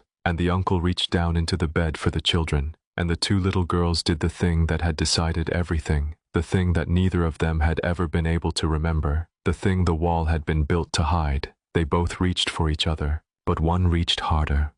Claire saw it now from inside, from her own 3-year-old eyes, and her sister's both at once, saw the hands come down out of the dark, huge and terrible, and felt her own small body freeze, the quiet twin's instinct to go still, to make herself small, to disappear. And she felt, in the same instant, from the other side, her sister's opposite instinct, not to freeze, but to move, not to shrink, but to cover, the bold twin's body throwing itself sideways and up and over her sister without a thought, without hesitation, putting herself between the reaching hands and the girl she loved, because that was what she was, that was who she had been born as, the one who reached, the one who flung herself forward, the one who was never afraid. It was not a decision. There was no time for a decision. It was simply what each of them was, expressed in a single instant in the dark. One twin made herself small and safe, and one twin made herself a shield. And the uncle's hands closed on the child who was reaching, the child who was on top, the child who had thrown herself forward and lifted her up and away toward the door, toward the cellar, toward the cold, while the other twin, the one underneath, the one who had been shielded, the quiet one, was left in the bed for one more moment, until Eleanor, weeping, snatched her up and turned and ran, out of the room, down the stairs, out the front door, into the winter, away, to the hospital, to the world, to 30 years of life. And the last thing, the thing Claire had never been able to remember, the thing that had been the true center of the wall, was her sister's face, over her shoulder, being carried away into the dark, not frightened. That was the unbearable thing. Cora's small face, being carried toward the cellar and the cold and the end of everything, had not been frightened. It had been glad, glad that the hands had taken her and not her sister, glad that she had been fast enough, brave enough, that her body had covered her sister's in time. A 3-year-old being carried to her death, looking back at the twin she'd saved and smiling because she had done the thing she was for. And in the dark of the cellar, 30 years later, holding hands, the two of them saw it, saw which child had reached and which had been shielded, saw, at last, which of them was which. "It was me," said the girl in the cellar, wonderingly, and her voice was full of a strange, terrible joy. "I was the one who reached. I threw myself over you. I'm the one they took. And you're the one I saved. You've been asking which of us is which, Claire, and now we know. Now we both know. You're Claire. You were always Claire. Eleanor didn't carry out the wrong twin. She carried out the one I put in her arms, the one I covered, the one I saved, the one I gave my place to, so you could live.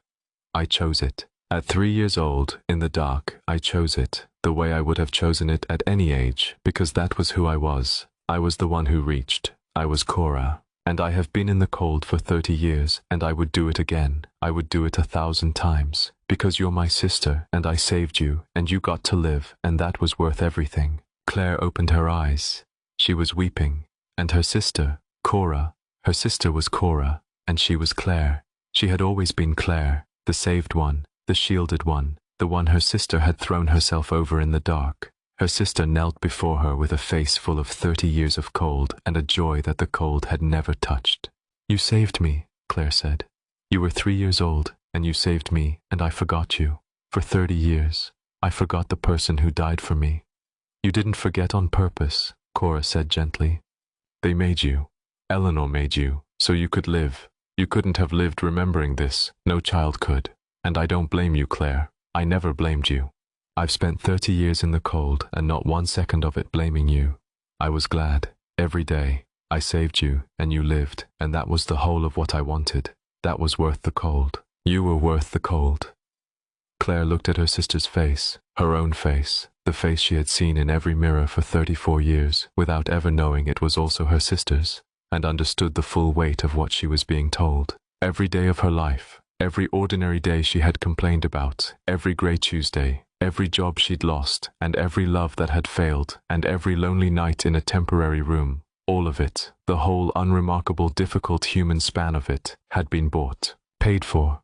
A 3-year-old had thrown herself into the dark and the cold and 30 years of erasure so that Claire could have exactly this. A life. Not a good life, not a lucky life, just a life, the ordinary warm daylight span of one, the thing Cora had never had a single day of past the age of 3. And Claire had spent that bought life feeling sorry for herself, feeling unwanted, feeling that she belonged nowhere, never knowing that she was the most wanted person who had ever lived, wanted so badly that her own sister had died for the chance to keep her in the world. "I'm sorry," Claire said, "and it was inadequate, and it was everything. I'm sorry I didn't know. I'm sorry I wasted it. I'm sorry I spent 30 years being lonely when you gave me the whole world so I wouldn't have to be." "Don't be sorry," Cora said. "Just remember me. That's all I ever wanted. That's all it was ever for." And Claire understood then the true shape of the choice, and it was not the choice she had feared. She had come down here afraid that she was Cora, afraid that she was the one who should have been in the cold, afraid that remembering meant she would have to trade back, give up her stolen life, take her sister's place. But she was not Cora. She was Claire. She was the saved one, and her sister had chosen to save her, freely, at 3 years old, in the dark, had thrown herself into the cold so that Claire could have the warmth. There was nothing stolen. There was nothing to trade back. Her life was not taken from her sister. It was given to her, by her sister, as a gift, the way you give someone your coat in the snow. And that changed everything. because the debt the house wanted paid was not a life for a life. It never had been. Eleanor had not built this house-shaped trap to make Claire die in her sister's place. She had built it to bring Claire home so that Cora could finally be remembered, so that the child who had died for her sister 30 years ago and been erased, cut out of the pictures, forgotten by everyone alive, could at last be known again. That was the whole of the debt. Not death. Memory. The forgotten child made real again in the mind and mouth of the one person who had every reason to remember her. The sister she had saved. "I know your name," Claire said through her tears. "I know it now. I remember. You're Cora. You're my sister Cora, and you were 3 years old, and you were braver than anyone I've ever known, and you threw yourself over me in the dark so I could live, and your name is Cora, and I will never, ever forget it again." And her sister, Cora, began, softly, to change. The cold that had wrapped her for 30 years, the pallor, the child thinness, the worn-down whisper of a person nearly erased, it began, as Claire said her name, to warm. Color came into the pale face, the dark eyes, Claire's own eyes, filled with light, and Cora looked down at her own hands, at her own small, solidifying self, and she laughed. The laugh, the bold one's laugh, the laugh Claire had forgotten for 30 years, and remembered now all at once, bright and helpless and delighted, the laugh of a girl who was never afraid. And she said, "You remember me. You remember me. I'm real again. Oh, Claire, I can feel it. I'm warm. I'm getting warm." But even as she warmed, even as she became real again in the light of being remembered, Cora's face changed, and a new understanding came into it, and she looked at Claire with a sudden fear that was not for herself. "But the debt," she said. "Claire, the house, it wanted the debt paid, and the debt is the forgetting, and remembering me pays it. But the house has taken all of them, everyone. The whole family is in the cold now, all 7 nights of them, and the house won't just let them go. The house has been feeding for 100 years, and now that it's fed, Claire, it's strong, it's so strong, and it wants to keep what it's taken, and it wants." Her warming face turned toward the stairs, toward the dark above them, and the fear in it deepened. "It wants you. The last one. The remembering one. The one who's full. It's been drawing you down here this whole time, not so you could save me, so it could take you last, the richest of all, the one who carries everyone. If you stay down here, if you finish remembering me, the debt's paid, yes. But the house takes you as the final payment, and everyone you've been holding in your head goes into the cold with you forever, and the forgetting wins after all." The cold in the cellar deepened, and from the stairs, from the dark above, Claire heard it. The house, waking to its final meal, the clocks beginning to chime 7 minutes past 3, and a sound on the stone steps, slow and patient and vast, something coming down at last to collect the 7th guest, the full one, the one who remembered, the richest payment of all. Claire gripped her sister's warming hands and understood the trap in its completeness, the trap Eleanor had not intended, because Claire believed, she chose to believe, that Eleanor had built this house to save her sister, not to feed the last guest to the dark. But intentions did not bind a 100-year-old hunger. Eleanor had built a machine to force remembering, and the machine had worked, but the house the machine lived inside had its own appetite, older than Eleanor, older than the family. The accumulated cold of a century of erased children, and that appetite did not care about redemption. It had let the confessions happen because the confessions fed it.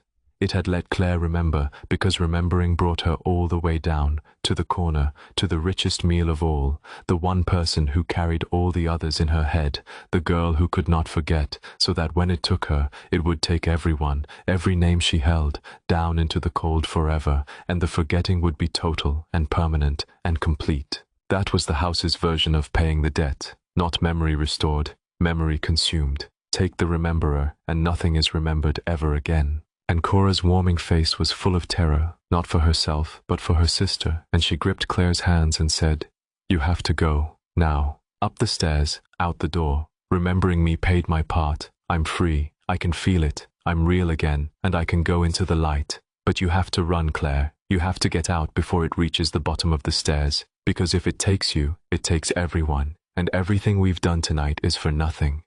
"I'm not leaving you," Claire said. "Not again. Not ever again. You have to." "No."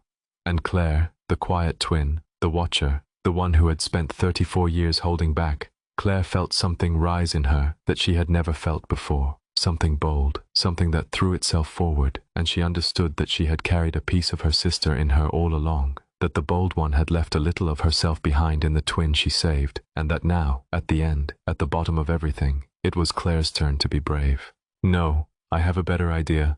I finally have a better idea. Cora, the house feeds on the forgotten, on the erased, on the ones nobody remembers. That's what makes the taken into fuel, the forgetting. But I remember them. All of them. Every single one. And I don't think the house knows what to do with a person who refuses to forget. Section 10. The thing came down the cellar stairs, and Claire stood up to meet it.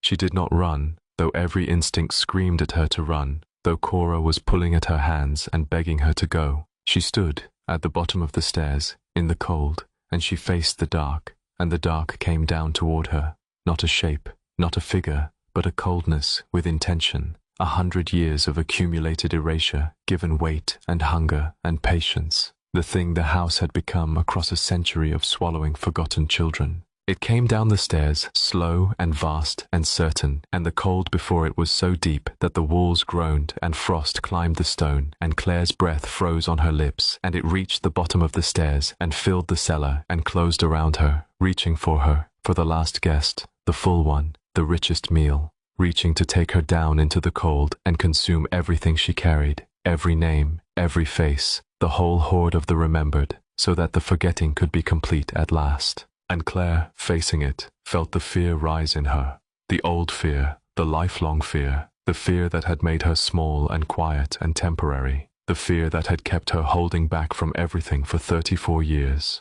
And she felt, underneath the fear, the other thing, the new thing, the thing her sister had left in her, the impulse to reach, to move, to throw herself forward. All her life she had been the quiet twin, the one who froze, the one who made herself small and safe. But she was not going to freeze now. Cora had thrown herself into the dark for Claire when they were 3 years old. The least Claire could do, 31 years late, was stand and face the dark for Cora. It was the bravest thing she had ever done, and she did it not because she had stopped being afraid, but because she had finally found something she loved more than she feared the dark. And Claire opened her mouth, and she began to say the names. Thomas Vane, she said, into the cold, and her voice shook, but it held. The first child. 100 years ago, brought down here at 3 in the morning by his own father because he was inconvenient. His name was Thomas Vane, and I remember him, and he was real. The cold flinched. She felt it, the vast reaching thing pausing, recoiling, as if the name had been a light shone into it. And she understood that she had been right, that the house fed on forgetting and could not abide its opposite, that a name spoken aloud and meant was to this thing what fire is to the dark. The house had spent 100 years turning people into holes, into absences, into person-shaped gaps that no one could see. Its whole strength was the erasure. And a name, a real name, held and spoken by someone who remembered the person behind it, was the erasure undone, the hole filled back in, the absence made present. Every name Claire spoke was a wound in the thing that fed on forgetting, so she kept going. She said them all, and she said them slowly, and she meant every one, and she felt each name land in the cold, like a stone through ice. Tom, she said, the young man who came with us. He was maybe 22. He watched the doors because he was afraid. He'd left someone on a road once and couldn't say it, and the house took him, and you'd all have forgotten him, but I didn't. His name was Tom, and I remember him, and he was real. The cold pulled back another degree. Cora, beside her, had gone still, watching. And now Cora's hand tightened in Claire's, and Cora understood, and Cora began to say the names too, the two of them together, two voices in the cold, two halves of one thing, doing at last what they had been born to do together. Diane, they said, sharp and frightened and proud. She hid her secret to the end, and it cost her everything, but she was here, she was real, and I remember her. Ruth and Peter Halloran. And Emma, who was 6, who loved horses, who they left in the fire and could not forgive themselves for 11 years. They're together now in the cold, and I remember all 3 of them, and they were real. Gerald Ashford, who ruined Daniel Merrow for a parking structure, and was sorry at the end, too late, and asked me to remember the true version and not the good one, so I remember him true. He was real. Daniel Merrow, Claire added. Because Ashford had wanted him remembered too, because the confession had named him and the naming was the point. Who built a business for 30 years and lost it and died in an empty house. I never met him, but Ashford remembered him at the end and told me his name, and so I remember him too. He was real. Margaret Vane, said Cora, weeping now. Who was too afraid for 60 years and brave at the very end? Who said Thomas's name at last and went into the cold to keep him company? She was real. And Claire said the last one, the one at the center of it all, the one the whole house had been built around, the one whose remembering was the true payment of the debt. Cora, she said, and turned to her sister, and held both her warm, solid hands, and looked into her own face, alive and warming in the dark. My sister Cora, my twin, who was born 11 minutes after me, no, before me, I don't even know which, it doesn't matter, who threw herself over me in the dark when we were 3 years old, and took my place, and gave me 34 years of life, and asked for nothing but to be remembered. Cora, my sister, the bravest person who ever lived. I remember her. She is real. She has always been real. And I will remember her every day for the rest of my life. And when I have children, I will tell them about their Aunt Cora who saved their mother. And when they have children, they will know her name, and she will never, ever be forgotten again. The cold broke. It did not fade or retreat this time. It broke, the way ice breaks, all at once, with a sound like the whole house cracking down its spine, and the coldness with intention, the 100-year hunger, the thing the house had become, came apart in the dark, because it could not hold. It was made of forgetting, and Claire had filled the cellar with remembering, with names spoken, and meant, and held, and a thing made of erasure cannot survive in a room full of memory, any more than dark can survive in a room full of light. The names were the antidote. The names had always been the antidote. Eleanor had known it, had built the whole terrible game to teach the family to remember, because remembering was the only thing that could unmake the thing the forgetting had built. But Eleanor had thought it would take the confessions, one by one, the slow accumulation of small truths. She had not imagined that one person, full to bursting with all of them, holding every name at once, could speak them all into the cold together and break the thing in a single moment. The one who could not forget. The house had wanted Claire because she was the richest meal, but she had been, all along, the one thing that could destroy it. The cellar filled with light, not lamplight, not candlelight, but the pale grey light of a winter dawn, coming from everywhere, from the stones themselves, as if the house were exhaling a century of hell dark. And in that light, Claire saw them, for just a moment, all of them, the taken, Thomas the first child, and Tom the boy, and Diane, and the Hallorans with Emma between them, and Ashford, and Margaret, and behind them ranks of others, a century of forgotten children and erased inconveniences, all the small, unnamed dead the family had fed to the dark across 100 years, standing in the pale light, looking at Claire, and they were not cold anymore, and they were not frightened, and one by one, as she watched, they faded. Not the way the taken faded, not consumed, but released, the way mist releases in the morning sun, going up and out and gone, free at last, remembered into peace. And the ones she had named turned to her before they went, and Claire saw their faces, and each of them wore the same expression, not gratitude exactly, but something quieter and deeper, the look of a person who has been lost in the dark for a very long time, and has just heard someone, somewhere, call their name and mean it. Thomas Vane, 100 years in the cold, looked at the woman who had said his name and inclined his head, an old-fashioned courtesy, and was gone. The boy Tom looked at her with wet eyes and mouthed, "Thank you," and was gone. Margaret smiled her ancient tender smile. The Hallorans held Emma between them, and all three of them faded together, a family, whole. And Claire understood that she had done, in one night, what the family had failed to do for 100 years.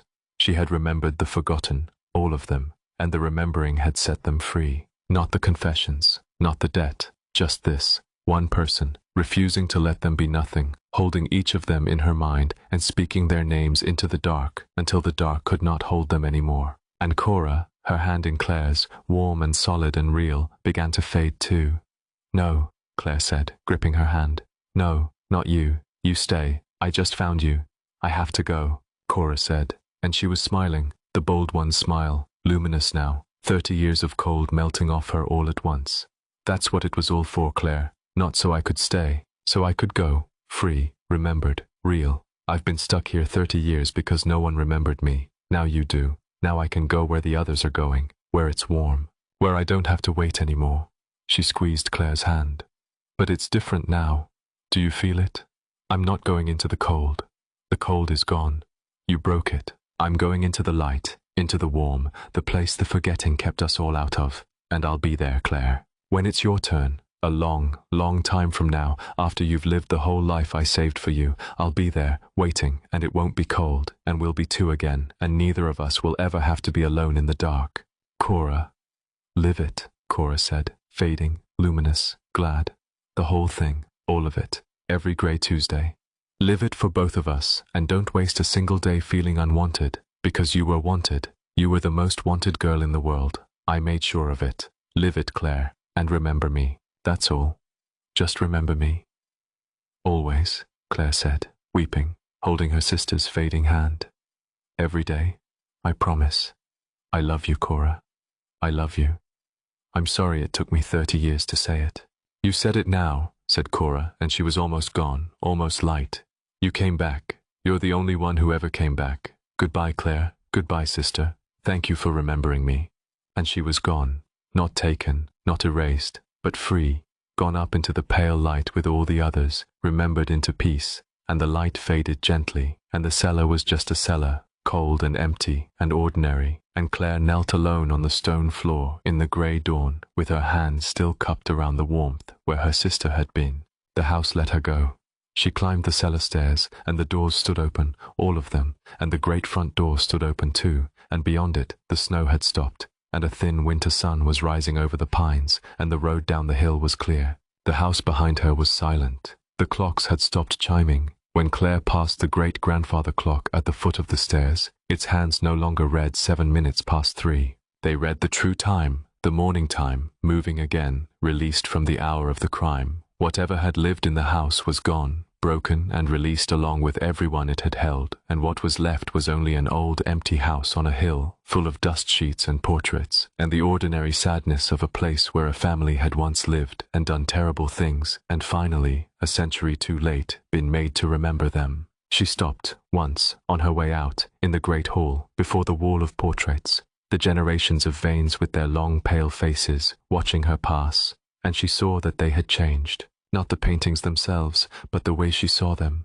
Before, they had seemed to watch her with a cold appraisal, the family sizing up the stranger. Now they only looked tired and sad and human. 100 years of people who had done a monstrous thing and taught their children to forget it, and had been, in their way, as trapped by the forgetting as the ones they forgot. The family had fed the dark to protect itself, and the dark had grown, and the family had fed it more, and on for a century. Each generation more haunted than the last, none of them able to stop, because stopping meant remembering, and remembering meant facing what they were. Eleanor had been the first to try. Eleanor had spent her whole life in this house with the thing the family made, refusing to forget, and it had cost her everything, and at the end she had reached out from beyond death and given Claire the chance to finish what she could not. Claire looked at the portraits, at the tired, sad dead, and she did not forgive them. Some things are not hers to forgive, but she pitied them a little, and she said to the wall of watching faces, "It's over now. You can stop. Nobody else has to be forgotten." And she thought, though she could not be sure, that the painted faces seemed to ease, somehow, as if a weight 100 years old had finally been set down. Corvin was gone. Claire never learned what he had been. She thought, later, that perhaps he had been the house's witness, the one it kept to explain its rules, and that when the house broke, he had been released like all the others. Or perhaps he had never been there at all, in the way the living are there. She did not go looking for him. She walked out through the open door into the cold, clean morning, and she got into her car, which was buried in snow but started, which carried her down the cleared track and away from Vane House and back into the world. She did not inherit the house. There was no will in the end. Or if there was, no lawyer ever contacted her again, and when she looked up Prescott and Hale of Blackwater Hollow, months later, she could find no record that the firm had ever existed. The whole thing had been Eleanor's, she understood. Eleanor's design, Eleanor's summons, Eleanor's last desperate act of a woman who had spent 30 years unable to forgive herself, reaching out from beyond death to bring one lost girl home and give her the chance to break the thing the family had built. It had worked. The debt was paid, not with a life, with a name. Claire drove home, and she began to live, and she lived differently than she had before. She had spent 34 years feeling temporary, feeling unwanted, feeling that she belonged nowhere and to no one, and she never felt that way again, not once, for the rest of her life. Because she knew, now, the truth that had been hidden behind the wall, that she had been wanted, wholly and completely, by someone who had died for the chance to keep her in the world. She was not a girl who belonged nowhere. She was a girl her sister had loved enough to save, and she carried that with her, and it warmed her, the way Cora's memory warmed her, all her days. It changed how she moved through the world, in ways large and small. She stopped packing light. She stopped expecting to leave. She let herself want things, and keep things, and stay in places, and love people without holding back the part of herself that had always been braced for departure. The temporariness that had defined her, that had been, she understood now, the shape of her grief, the body's memory of a sister torn away in the dark,